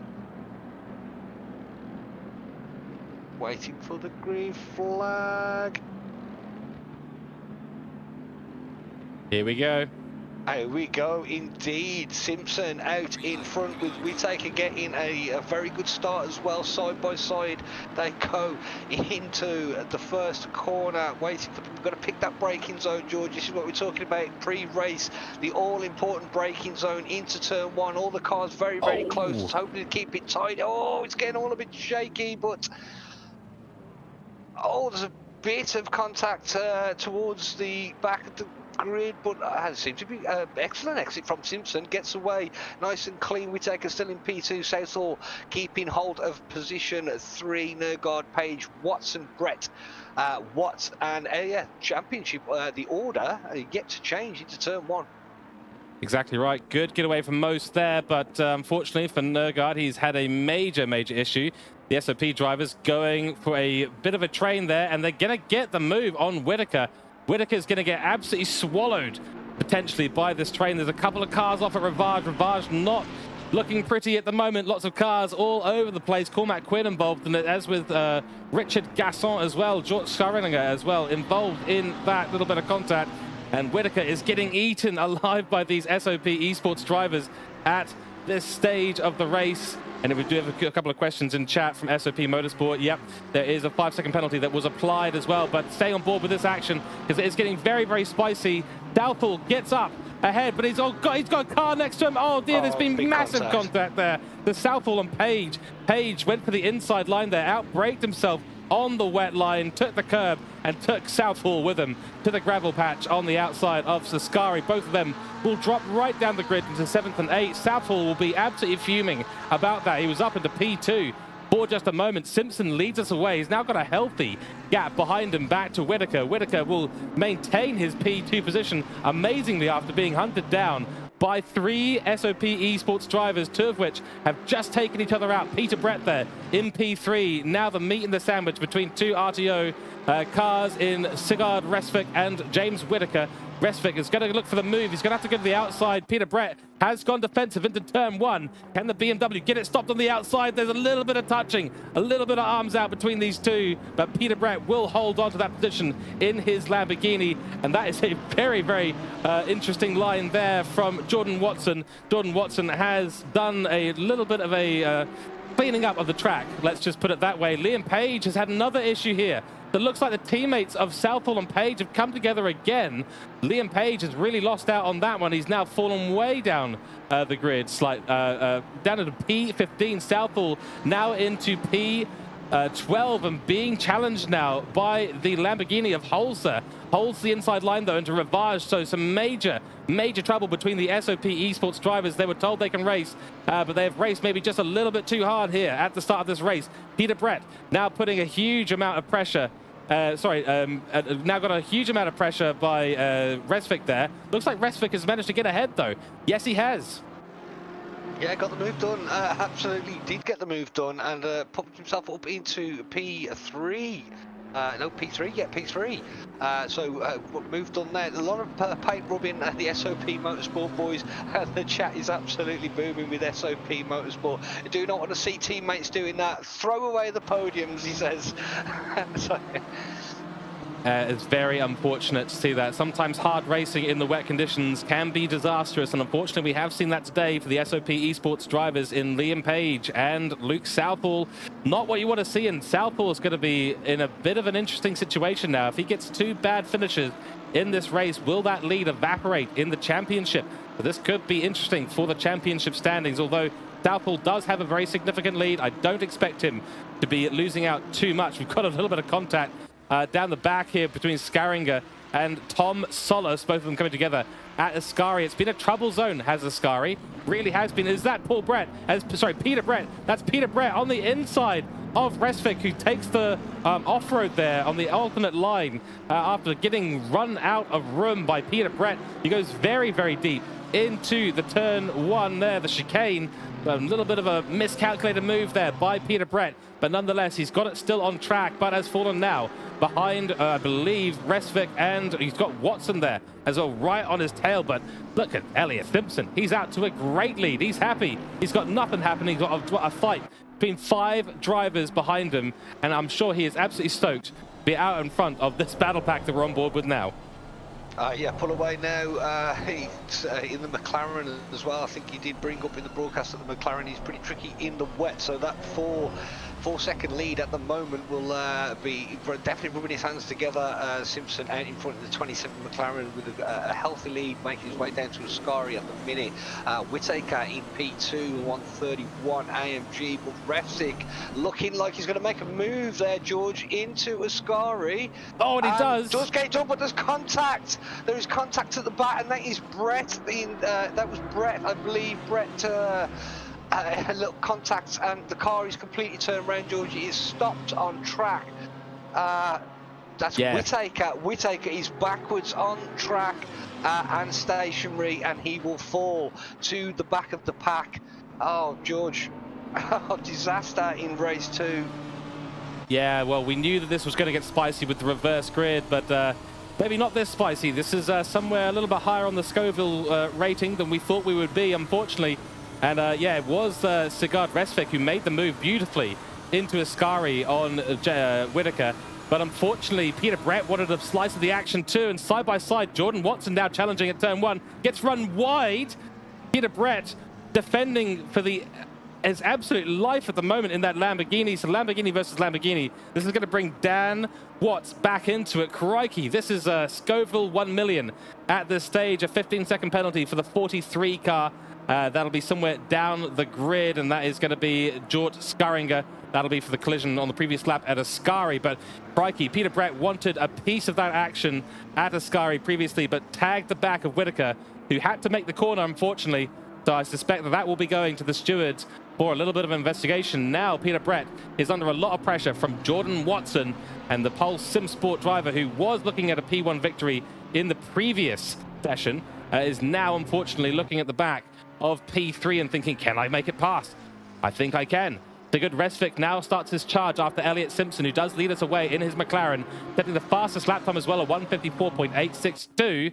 But the rest of the grid all still fighting it out. And who was that stop go for? Rob, maybe you caught that. I certainly did not, unfortunately. I did not see the stop go, unfortunately. It's not on the leaderboard at the minute, so I do apologise there. Okay, we have a stop go. It is Solis and Scheringa with the 15-second penalty. I think that they will get edited. But yeah, some penalties being dished out by the stewards.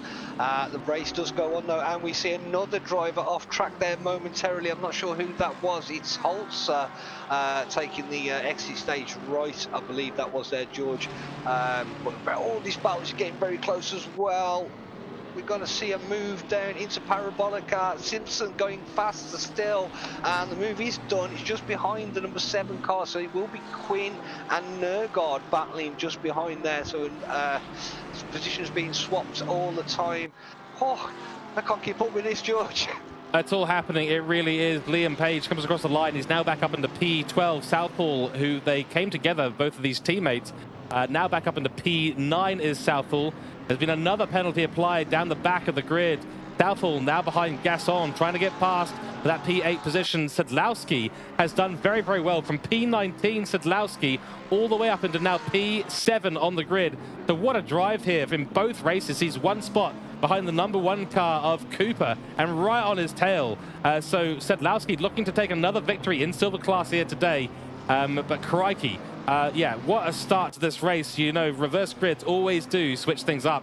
But as I said a moment ago, the Scoville level on this one is looking very, very, very high. It's raging hot, let's put it that way. This will go on an episode of Wicked Wings or whatever it is, Hot Wings, at some point, I'm sure. SOP Motorsport blaming Linksy for making this wet at Monza. Yes, absolutely his fault. He definitely deserves to be reprimanded for that. But the action on track, I mean, it is quite the spectacle, you have to admit. Nonetheless, of course, the drivers doing their best to race hard in these difficult conditions. It does occasionally cause the elbows to come together, whether it was intentional or not. Very unfortunate. The biggest losers in all of this have been Liam Page and Luke Southall, who have really fallen down the grid. And that is going to potentially be implications there for the Pro Category Championship. Yeah, Whittaker also taking a massive hit, as is Nergard during those excursions. Whittaker at the moment falling down all the way down to P18 at the minute. He was down into P20, so starting to recover some positions already. And we say it's an excellent start of the race, George. Believe it or not, 10 minutes has passed in this race. We are into the final 15 minutes. There's been so much action on track as we see Watson send one up the inside, gets it a little bit too deep on the brakes, which is going to cost him a couple of positions. Back on track he goes, sorts himself out, but yeah, went for a move down the inside into Ratafilio, turn 1, got the brake in all sorts of wrong, ran on a little bit and lost a couple of positions in the making. Exactly right. It was, yeah, opportunistic, I think is the word there, but he nearly got it stopped, unfortunately. Didn't quite have the braking capacity there. The 73 car picking up another 10 seconds of penalties. That is very unfortunate. We're just looking on the board with Cormac Quinn at the moment in the 190 Mercedes AMG. He's leading out in front of the leader of the AM class, which is Lowen at the moment, the 51 Mercedes. So looking fierce back there is Lowen as well. So currently in the standings right now for AM class, Lowen leads, Heselton leads Alpha Dogmeat. And that is your top 3 in AM class. For your silver class, it is Cooper from Sedlowski from Gasson. And yeah, in your pro class at the moment, it is Simpson from Resvik from Brett. Oh, Peter Brett, that was the 73 car. That was Peter Brett, 10-second penalty. So that'll be for the spin of Whittaker early on. Rob. Yeah, Whittaker down into P18, so Brett will pick up the 10-second penalty. That will pour him down. Wow, with the grid as close as it is, that is going to put him right down the order at the minute. So that might be his chance of the fight for P2 as much as gone, with Repsik doing an incredible job in P2 at the moment. But Simpson out in front at the moment, George, putting lap after lap, 154.0, fastest lap of the race, 6 laps in 5 seconds to the good of P2. He must be having the drive of his life. Nothing like a quiet day out on track, even if it is raining, and setting 54 zeros. I'm trying to recall, but I'm pretty sure that's faster than our qualifying times for P1. So Elliot Simpson out there showing that he's got the pace to be right up at the top of the grid. And certainly at the moment, with a 5-second gap back to Sigurd Resvik, he is certainly deserving of a P1 finish at this stage.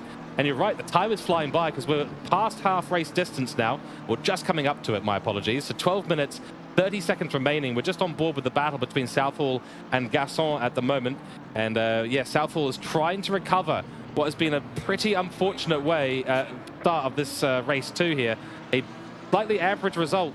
P8 finish in race 1. He's looking to consolidate the championship lead here, and that's going to be an interesting one for him to do. He's got to find a way past the silver driver of Gasson there, the 78 car, and yeah, he hasn't so far done so. Liam Page, one of his teammates at SOP Esports, both of them came together earlier in this race. Very unfortunate for both of them.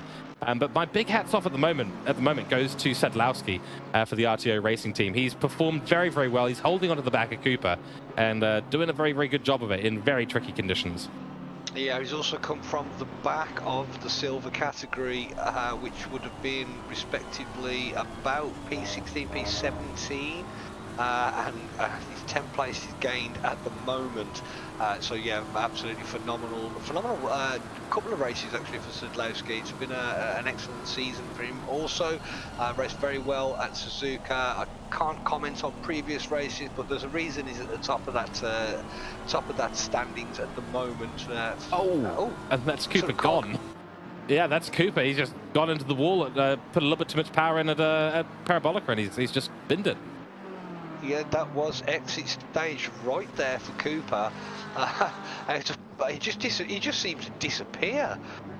Yeah, a little bit too much power, and yeah, suddenly Barrier beckons, and you're off to the Shadow Realm, sadly. Oh, Page is getting a penalty now, so Liam Page, 10-second penalty applied for the number 7 car there. That'll be for some of the contact that he had with the, I wouldn't call it a dive, but he was a bit late on the brakes into Ascari, and that's what took out Southall as well. His teammate. So that is where that penalty is coming from. So 2 in what was the top 10 at the beginning of this race, now with 10-second penalties, and for Page that is really going to compromise him. So much for that 4th position battle for Liam Page. He is going to be falling down the order in the championship standings, and that was a good exit from Southall. Just looking on board with Southall and Gasson, this is a great little battle that's happening. Very respectful between these two so far.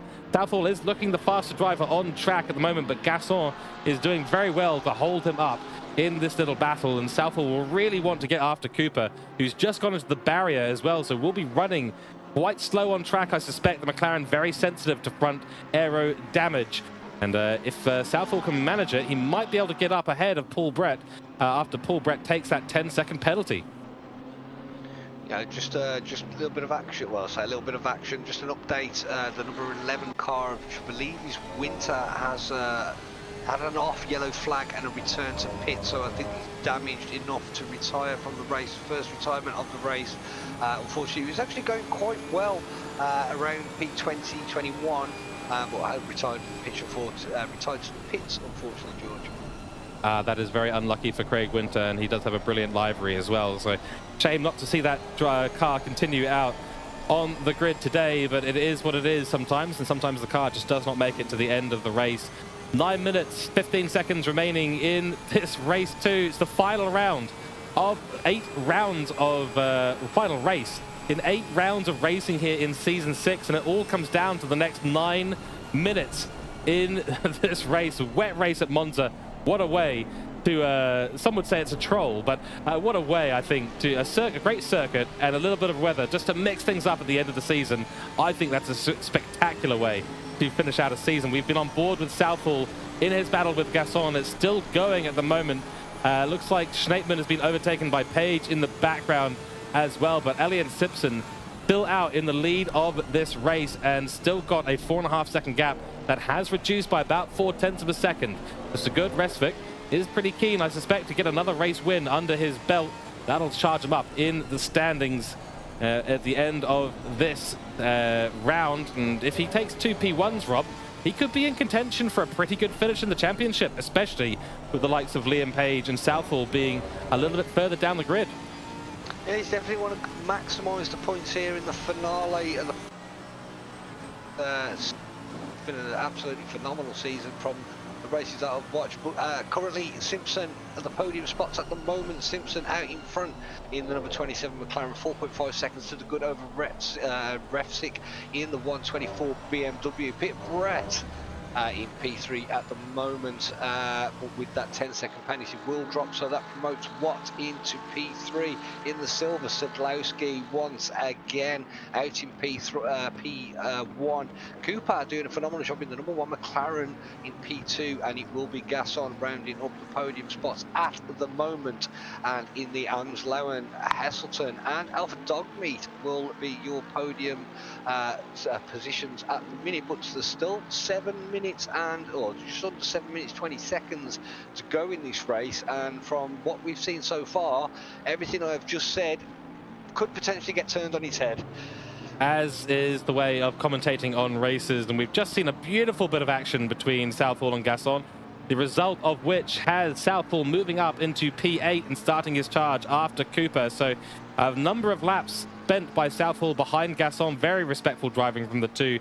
Gasson there was a little bit wide into Parabolica, and that gave Southall the ability to run it up the inside, and he did so beautifully. Got the power down very nicely and ahead on the straight. There's a little bit of a change back, a switcheroo attempt by Gasson into turn 1, as that Mercedes power is very, very good down the main straight, but nothing that he could do at the end of the day. And Southall will now begin his charge after a McLaren, a damaged McLaren in Nick Cooper. We will keep an eye on those two. And there's Liam Page. He's made a move now on Lovric, so Lovric will move down the order. Tomasz Lovric, that is. Liam Page up into the top 10, but still holding on to that 10-second penalty after contact with his teammate earlier on in this race. Now, a little update from what's happening at the top here. Elliott Simpson has moved a little bit further back. You can see there is the BMW in the background of Sigur Resvik, who's making a bit of a charge back now in the latter part of this race. 6 minutes to go. He's cut the gap now by 1 second in the last 2 or 3 minutes. It is possible still for Sigur Resvik in the number 124 car for RTO Racing to potentially come back and take a race win here. But of course, as the famous Jackie Stewart said, it is one thing to catch up, it is another thing to overtake. And Elliott Simpson has been doing a fantastic job here in the wet and proving that he's got the chops to drive incredibly well and consistently and smoothly in these challenging conditions. The question is, can Resvik push all the way through to the end of this race? That is going to be the big question. So the Velocity Esports driver of Elliott Simpson continues to lead us away. The packs are starting to spread out a little bit around the grid now, Rob. Everyone's starting to settle in, which is a little bit late. It's 20 minutes too late to be settling in, unfortunately. But we've had some good action and some great overtakes on track since the beginning of this race. Yeah, indeed. Just keeping an eye on the time. Obviously, Elliott Simpson still currently has the fastest lap of the race, but Resvik closing that gap from a 3.4 second to a 3.1, just a little under 3.2 seconds. So the gap is closing, but the time is indeed running out. We have 4 minutes 40. We're going to get a few more laps of racing here at Monza, and I don't know if it's just me, George, but the rain seems to be slowing a little. It doesn't seem to be coming down as hard. I don't know whether it's just me. I'd like some clarification. But is this track? Oh no, it's not. It's just me. I think it might just be you. I was going to say, yeah, it looks a little different when you're not following on the dashboard of a car there. That's Dan Watts going very, very wide, and Liam Page has had an issue as well. Liam Page is round a huge collision down the back straight. No. Oh, there's car after car. No. Oh dear, that is a massive incident. At least 3, maybe 4 or 5 cars involved in that. Looks like Page and Holzer maybe came together there, or that's Page and Lovric, or Liam just binned it. We will have a look at that. That was a massive bit of contact there. Replay coming up, and Liam Page puts it in the gravel and says, that is it, GG. Weather is fixed is the call there. So here's Liam Page down the back straight. What's happened to him here? Has he just run wide? Yeah, he's run wide. Hit the barrier, turned it round. Lovric is going to go right into the back of him. Here, nothing to do. Both a passenger. Can't really hold your brakes. And there's a Mercedes, 2 Mercedes involved in that. That's an absolute disaster. Huge yellow track out on flag. It is sorted out now. Crikey, that is a scary, scary incident. Whitaker has just got to drive through as well. Oh, yeah, dear, oh dear. the drive-through likely to be reduced to a 5-second penalty with the stewarding on board, but oh, absolutely monstrous crash on the exit of Ascari, moving up towards Parabolica, and just nowhere to go for the drivers, and it's just an unfortunate mistake, clipping the wall on the right-hand side. But yeah, where do you go, George? Where do you go? You've got to pick a spot. You've got to go somewhere. And unfortunately for the two drivers, they didn't pick the right spot, and just passengers in that one. Really, really unfortunate. What a shame. That's right. And on board now, watching the replay from Lovric's point of view, you can see Liam, he hits the barrier, goes across. There's a little bit of a lag spike. Nowhere for Lovric to go. Goes around, gets collected again. Oh my goodness, that is just a scary... nowhere to go. That is a scary incident, isn't it, Rob? Crikey, crikey, crikey. That you never want to see it on track, especially like that. It is a terrifying incident, and of course, Liam Page now responsible for 2 incidents out on track. One slightly less significant than the one that we've just seen. I did just see RTO Esports admin saying, no more crashes, please. Well, unfortunately, the drivers have managed to prove you wrong on that one, sadly, because we've just had the biggest one of the both races so far. Yeah, one of the biggest ones I've seen as well, to be fair. But back to the action, 1 minute 40 left on the clock. This will be the penultimate lap of the race. With the oh, maybe one more, we'll see. Just going to check the timing there, but Simpson out in front, 2.9 seconds to the good. That gap, George, is coming down. Brett in P3 with the gap still, but that 10-second penalty looming will still drop him down to the order. So Watts will promote himself to P3. Watson will definitely promote himself to P1 in the silver category. Sadlowski still out in front, 5 seconds to the good over Cooper. Then there's a little bit of a sandwich Southall in P8 at the moment. Gasson rounding up the podium spots for the silver category in P9, and still in the amateurs in the AM group P14 overall. Lowen taking up the top spot at the minute, 6 seconds to the good to Heselton in P15 overall. P2 for the AMs, and Woodcote just 4.8 seconds behind P3 for the AMs, and P16 overall. 40 seconds to go, George. This will be the penultimate, if not the last. No, it'll be I think they'll make it over the line one more time, so we're going to get one more job. Elliot is doing an amazing job in chat. Elliot is doing a phenomenal job, in fact. But yeah, I think we're definitely going to get one more. I think we're going to get one more lap of racing. As far as I can tell, we will just get one more lap of racing here. So Elliot Simpson should come across the line just before or just on the timer, and that'll cause the white flag to come out for the signaling the penultimate lap of this race. 4, 3, 2, 1, across the line it goes. Leader is now on the final lap of this race, and what a way. Literally over the line. Within a second of the final countdown there. So yes, the white flag will go out for the final lap of this race. Everyone will be on that final lap. We've just had a bit of an issue here. Whitaker involved in another contact with Cormac Quinn. The 2 Mercedes drivers coming together. We've got a quick replay of that as it happened here. Let's see what's happened for poor James Whitaker, who's come together again. I get the feeling that Cormac Quinn has maybe had a bit of an issue somewhere, and that has caused the subsequent incident. Unfortunately, the replay there didn't quite show us what was going on, sadly, but it is what it is. But you're absolutely right. Elliot Simpson here, what a drive. And, you know, he started in P1 on this second race due to a reverse grid. He was unfortunately disconnected, had a bit of an issue in race 1. That sadly put him all the way to the back of the pro grid for race 1. But pro grid for race 2 starts right at the top, drives away, continues driving away. I will say that Sigurd Resvik has done a very good job to catch back up. He's now within 2.5 seconds of Simpson, but it's not going to be enough on this final lap of this race. And yeah, crikey, what a great race here from the McLaren driver. And hats off again to Sedlowski, who's put in another great performance there after Cooper managed to send himself to the Shadow Realm a few laps ago.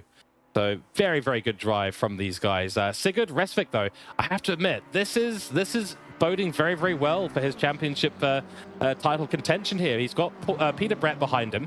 He's got a 10-second penalty. Dan Watts will take a P3 here today. And across the line we go for the final race of Season 6 here, Round 8. It is the final checkered flag we take for Season 6 here at the GT3 Championship for RTO, and it is going to be Elliot Simpson taking the win for the final race of the season. Congratulations to him. Sigurd Resvik comes across the line. Happy with that. Is a little bit happy with that, yes. A few little side-by-sides there. Yeah, celebrating already, which isn't completely fair enough at this stage. Paul Brett comes across the line in P3. We'll take a 10-second penalty. That means that Dan Watts is your podium taker in P3 for this race, with Watson behind him. P4, Sedlowski doing a bit of a joy drive as well, because he's had a couple of good results, a P5 and a P6 in these races, and he will secure the championship for the silver category in Season 6. Congratulations to him. Oh dear, he goes for an extra bit of a spin there, thanks to one of his teammates. So, yeah, what a way to finish it. Yeah, I think the guys having a bit of fun on track at the moment as the remaining drivers make their way across the line. What a fantastic race, what a fantastic season, what a fantastic series we, the RTO guys, Luke, have put together. George, what a race indeed. Brilliant race, absolutely, and a great way to finish off the championship here in the RTO GT3 Championship. It's been absolutely brilliant to come in and commentate on the final races, and of course a couple of final races. We have missed our Scottish friend in John Wright, of course, in the comms box today, but I'm sure he'll be considering coming back for the next season. And we are going to have a bit of a guest appearance here as well. So coming in shortly will be one of the leaders of the organization. It will be Joe Boyle, aka Linksy. He's going to come in and join us in the comms box. Do we have you in here now, Linksy? Yeah, I'm here. How you doing, guys? Doing very good, Joe. And how did you find that race? Let's get your summary on and thoughts on that. I didn't see any of it because I was typing up penalties for the entire race. And there were a few. Yeah, there was some interesting driving on that final race. Obviously, I think it was just everyone trying to have a final bit of fun and sending it a bit too harsh and too hard, which sometimes you want to see it and sometimes you don't. And I think at Monza in the wet, maybe not, but it created some excellent things for everyone to watch. So that was good. Absolutely right. And of course, Season 6 now coming to a close. There'll be a period of time, of course, to calculate the standings and get all those results updated. When can we expect to see those? Basically, once the server shuts down. So once everyone leaves, the server should shut down within a few minutes. But I'm pretty sure that the AM winner it's going to be very close, but it should be Daniel Zlatnik in the AMs. And I believe it will be Paul Sedlowski for the silvers. I think that one's pretty much given. And I think Luke Southall should still retain his P1 in the pros, even with refs doing two phenomenal results today. So I believe they are, because they were just a little bit too far ahead for the drop results to come in. So I believe they are your champions for this season, but we'll confirm it in Discord and we'll confirm it on social media, on Twitter over the next hour or so, and we'll just clarify everything that's happened after today's two races. Yeah, some final comments, Joe. We've been to Mazzano, we've been to Nerbs, we've been to Laguna Seca, Donington, Hungara, example, Zuka, and the finale at Monza. Sum us up, obviously, for me and George. This is it's my second event for RTO League, and George's first. Just give us a little summary of the racing and how good the season has been and how good have these drivers been, because from what I've seen, it's been phenomenal. Yeah, I mean, all the drivers throughout the entire grid, Pro, Silver and AM, have all, they've put in a lot of effort. I've seen the practice servers being used on a daily basis, and you can see it from how close they are in quali. I mean, I think the top 11 here were covered by a second, which, again, I mean, you see that in things like LFM. You don't tend to see that in many, many leagues. SOP being one here is another one that I've raced in, and other than that, I've seen top 10 covered by 1.5, 1.6 seconds. So it shows the effort these guys have put in. The racing has been normally, especially since round 2, after we sort of had a chat in our driver briefings about conduct and how you overtake, and just making sure everyone understands what is allowed. We do allow rubbing his race in here. That's something we don't mind. If you are sort of banging doors a little bit down the straight, fine.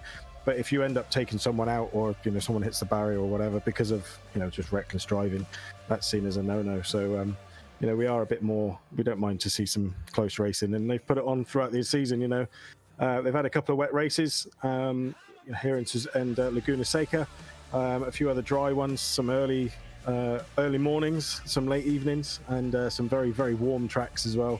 But they've tackled it very well, and it just to go out to anyone who's looking at doing sim racing, or anyone who's in sim racing at the moment, if you are looking to do leagues and things like this, one of the best ways for you guys to really close up to the people around you, or get a bit of an edge, is to just practice. Really read your lap times. Find tools out there to help you do that. There's a program called Track Titan. I'll put a little link into the chat in a minute, where you can do that, and that is a really amazing way to shine the light on where you're fast, where you're slow, and where you can improve, and how to improve as well, because you can see other people's laps. It actually shows you everything you want to see in a visual way, so you can actually see where you're losing time and how you're losing it. It's an incredible program, so we'll show you that in a little bit. But yeah, other than that, they've been amazing. Season 7 doesn't kick off now till January, but in the interim, we do have the Porsche Cup British Championship, which is going to kick off in November, early November. All the sign-ups are on on SimGrid, and because we've moved from SGP to SimGrid for next season.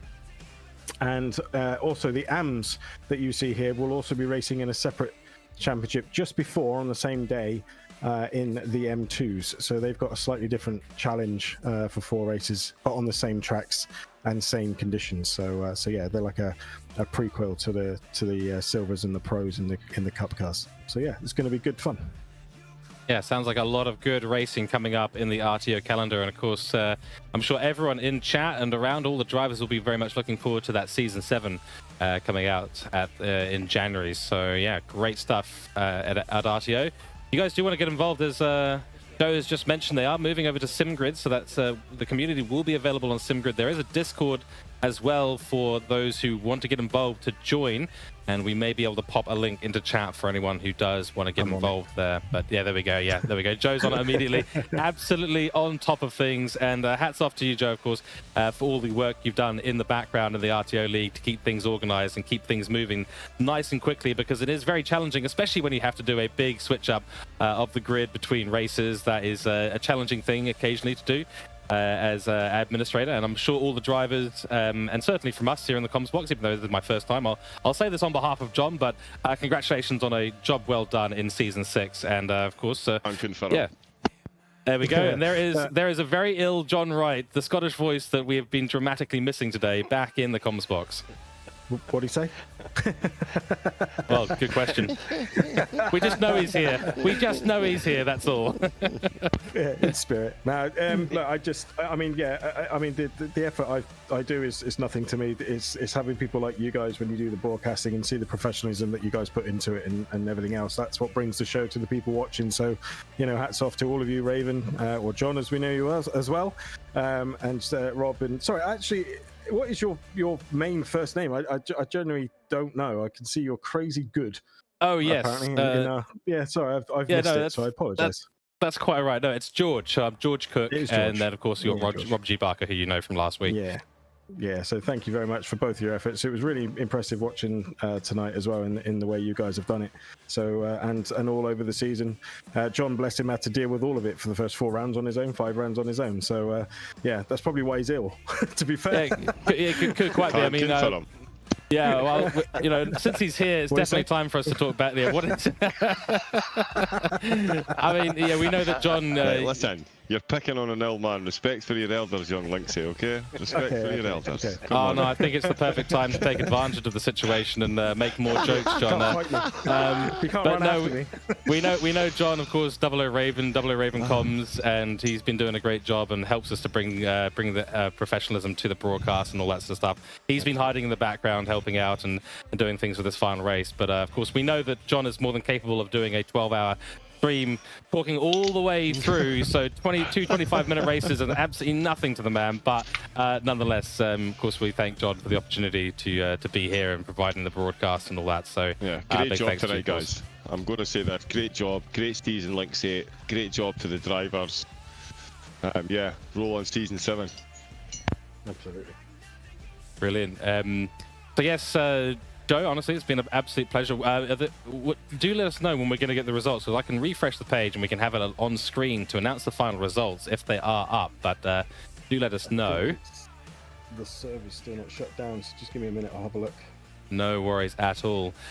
So in the meantime, of course, let us know in chat if you've enjoyed yourselves this season. We've got Flint saying this was a fun league. Good job all. TJ Hesse saying great season. 3Vol there saying GR. That's great race, great content. Thank you very, very much. RPM saying game over in very nice looking emoji there. And so if you have enjoyed today's stream, please give us a like on YouTube. It really does help us with the algorithm. Give us a subscribe as well. It does help the channel to grow. It's a brand new channel coming across from Twitch over to YouTube now. So whether you want to call that a professional upgrade or not is up to you. It's in the eye of the beholder, I think. But at the end of the day, if you can give us a like and a subscribe, that is much appreciated. And of course, we will be going live on this YouTube channel many times in the future. So keep an eye on this very professional league and the great job done by all the admins in the background. I also want to say a shout out to everyone who's made a livery for these races. Sadly, some of them didn't show up. Thank you, Awesome Sim Racing, for not being completely consistent, or maybe they just didn't have a livery. But the liveries that we did see out there, and I think Rob can agree with this, brilliant.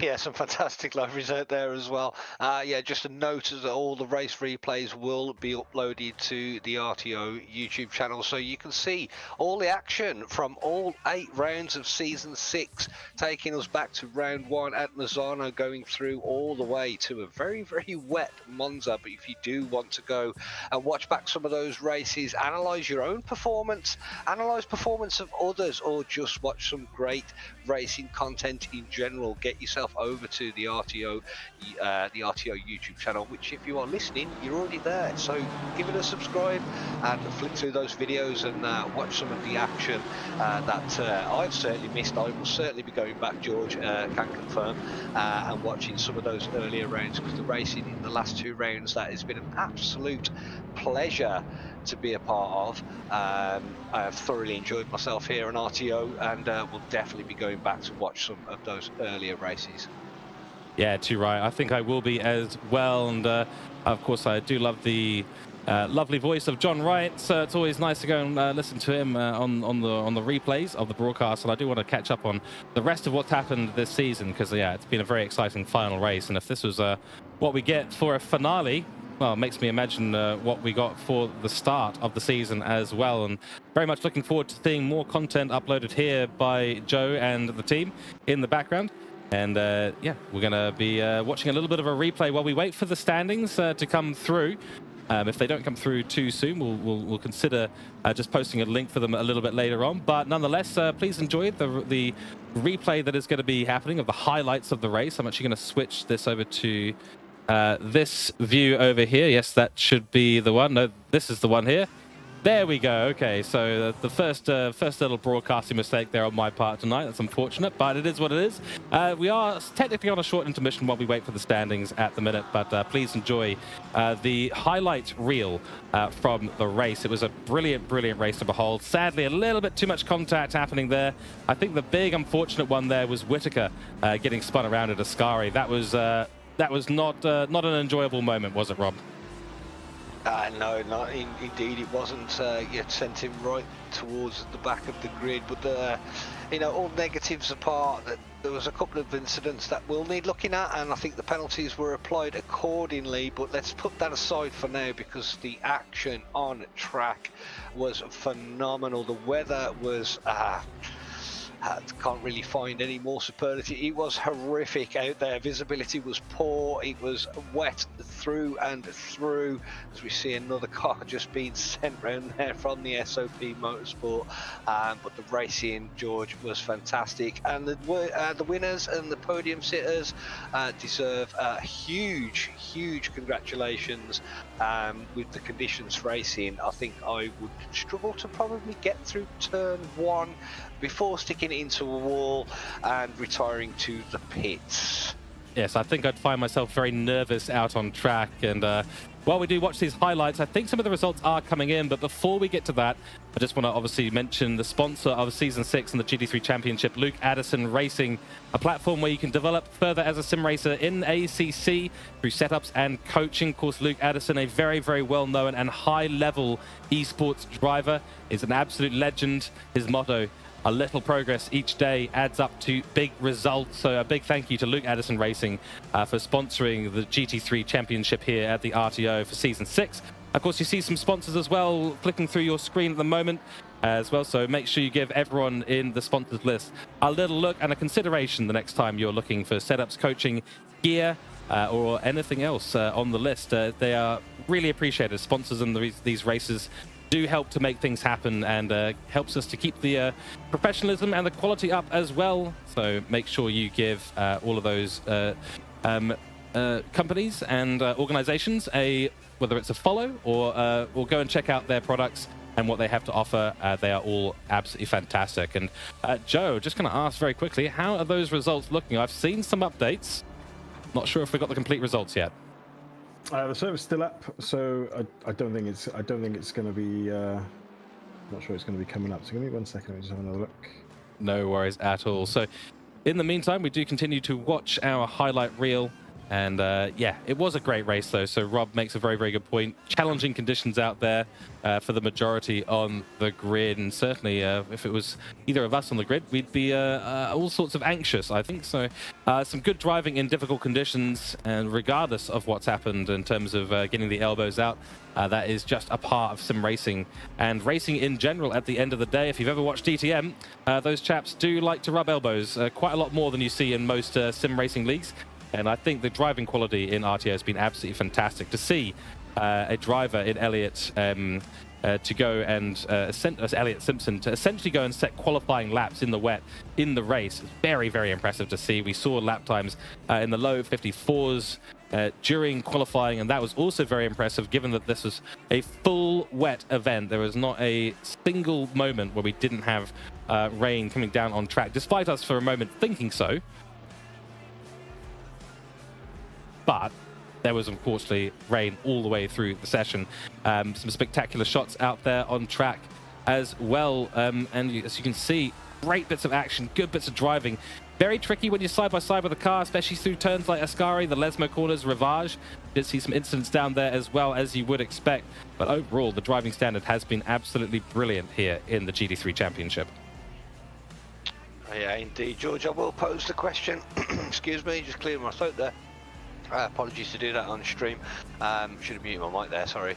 George, I will pose the question. It's been a phenomenal race, a phenomenal couple of races in the Pro Silver and AM category, but I am going to probe you for your driver of the day.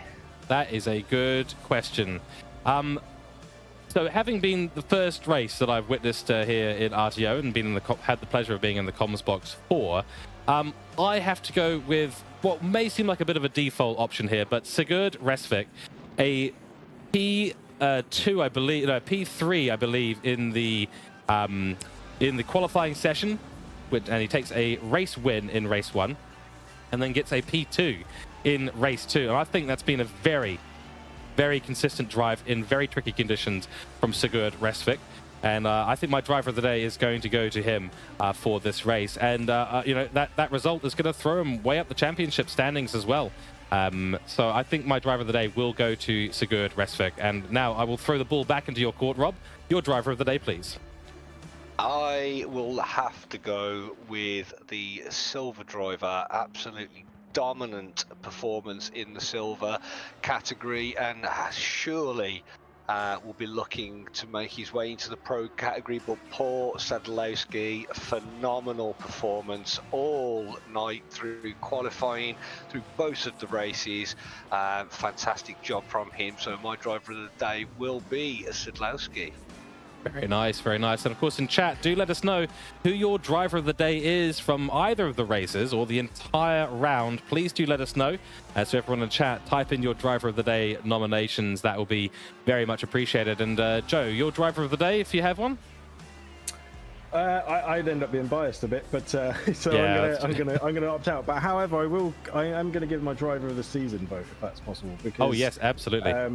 I think the person that ended up a little bit further down the standings than he should have been was Jordan Watson, because he had a few incidents in the first 2 or 3 races which were not of his fault, and he had to retire from one race at Zandvoort in race 2 when he was potentially going to have a chance at a podium due to a personal issue. So, you know, he can look back on the season and say, you know, there's a few what ifs there, but the performances that he's put in throughout the season have been so strong and so consistent. I think he would have been there or thereabouts without those contacts, challenging Luke Southall for the title without question. So yeah, two wins if I'm not this season, if I'm not mistaken. Yeah, 2 wins so far. Obviously, with the races today, finishing it, that would leave him on the 2. But he had a chance at a couple of races to be, you know, at least P2, and he ended up, you know, finishing well down the order due to contact. At Mazzano, Dan Watts had an issue with his shifters on his wheel, so when he pulled the shifter, it wouldn't go down the shift. So and obviously then that extends your braking zone, and he ran in the back of him and it turned him round, and Jordan ended up pretty much last. And then the same thing pretty much happened at the second race at Mazzano, but without Dan. Someone else, I can't remember who it was off the top of my head, turned him round in turn 2. And then he ended up at the back of the grid again. So there's 2 races there where he was, I think at the race 2 he was P1, and then in race 1 I think he was P3. So there's 2 great results that would have put him, you know, a lot closer to Luke by the end of the season. So yeah. Very nice. Sometimes that's the way the cookie crumbles, isn't it? In any forms of racing, but a performance is a performance, yeah, I think he did it tonight as well. Jordan Watson did, particularly in the conditions that we had. I think, if I'm not mistaken, these results are now finalised. They're not, because when you actually look at the it takes a while. If you actually look, Sigurd Refsvik still has 1 win, where you should have 2, because let's say no, that is now done. Sorry, yeah, it's literally just ticked over as I looked then. So apologies. Yeah, so Luke Southall is the winner of the pros.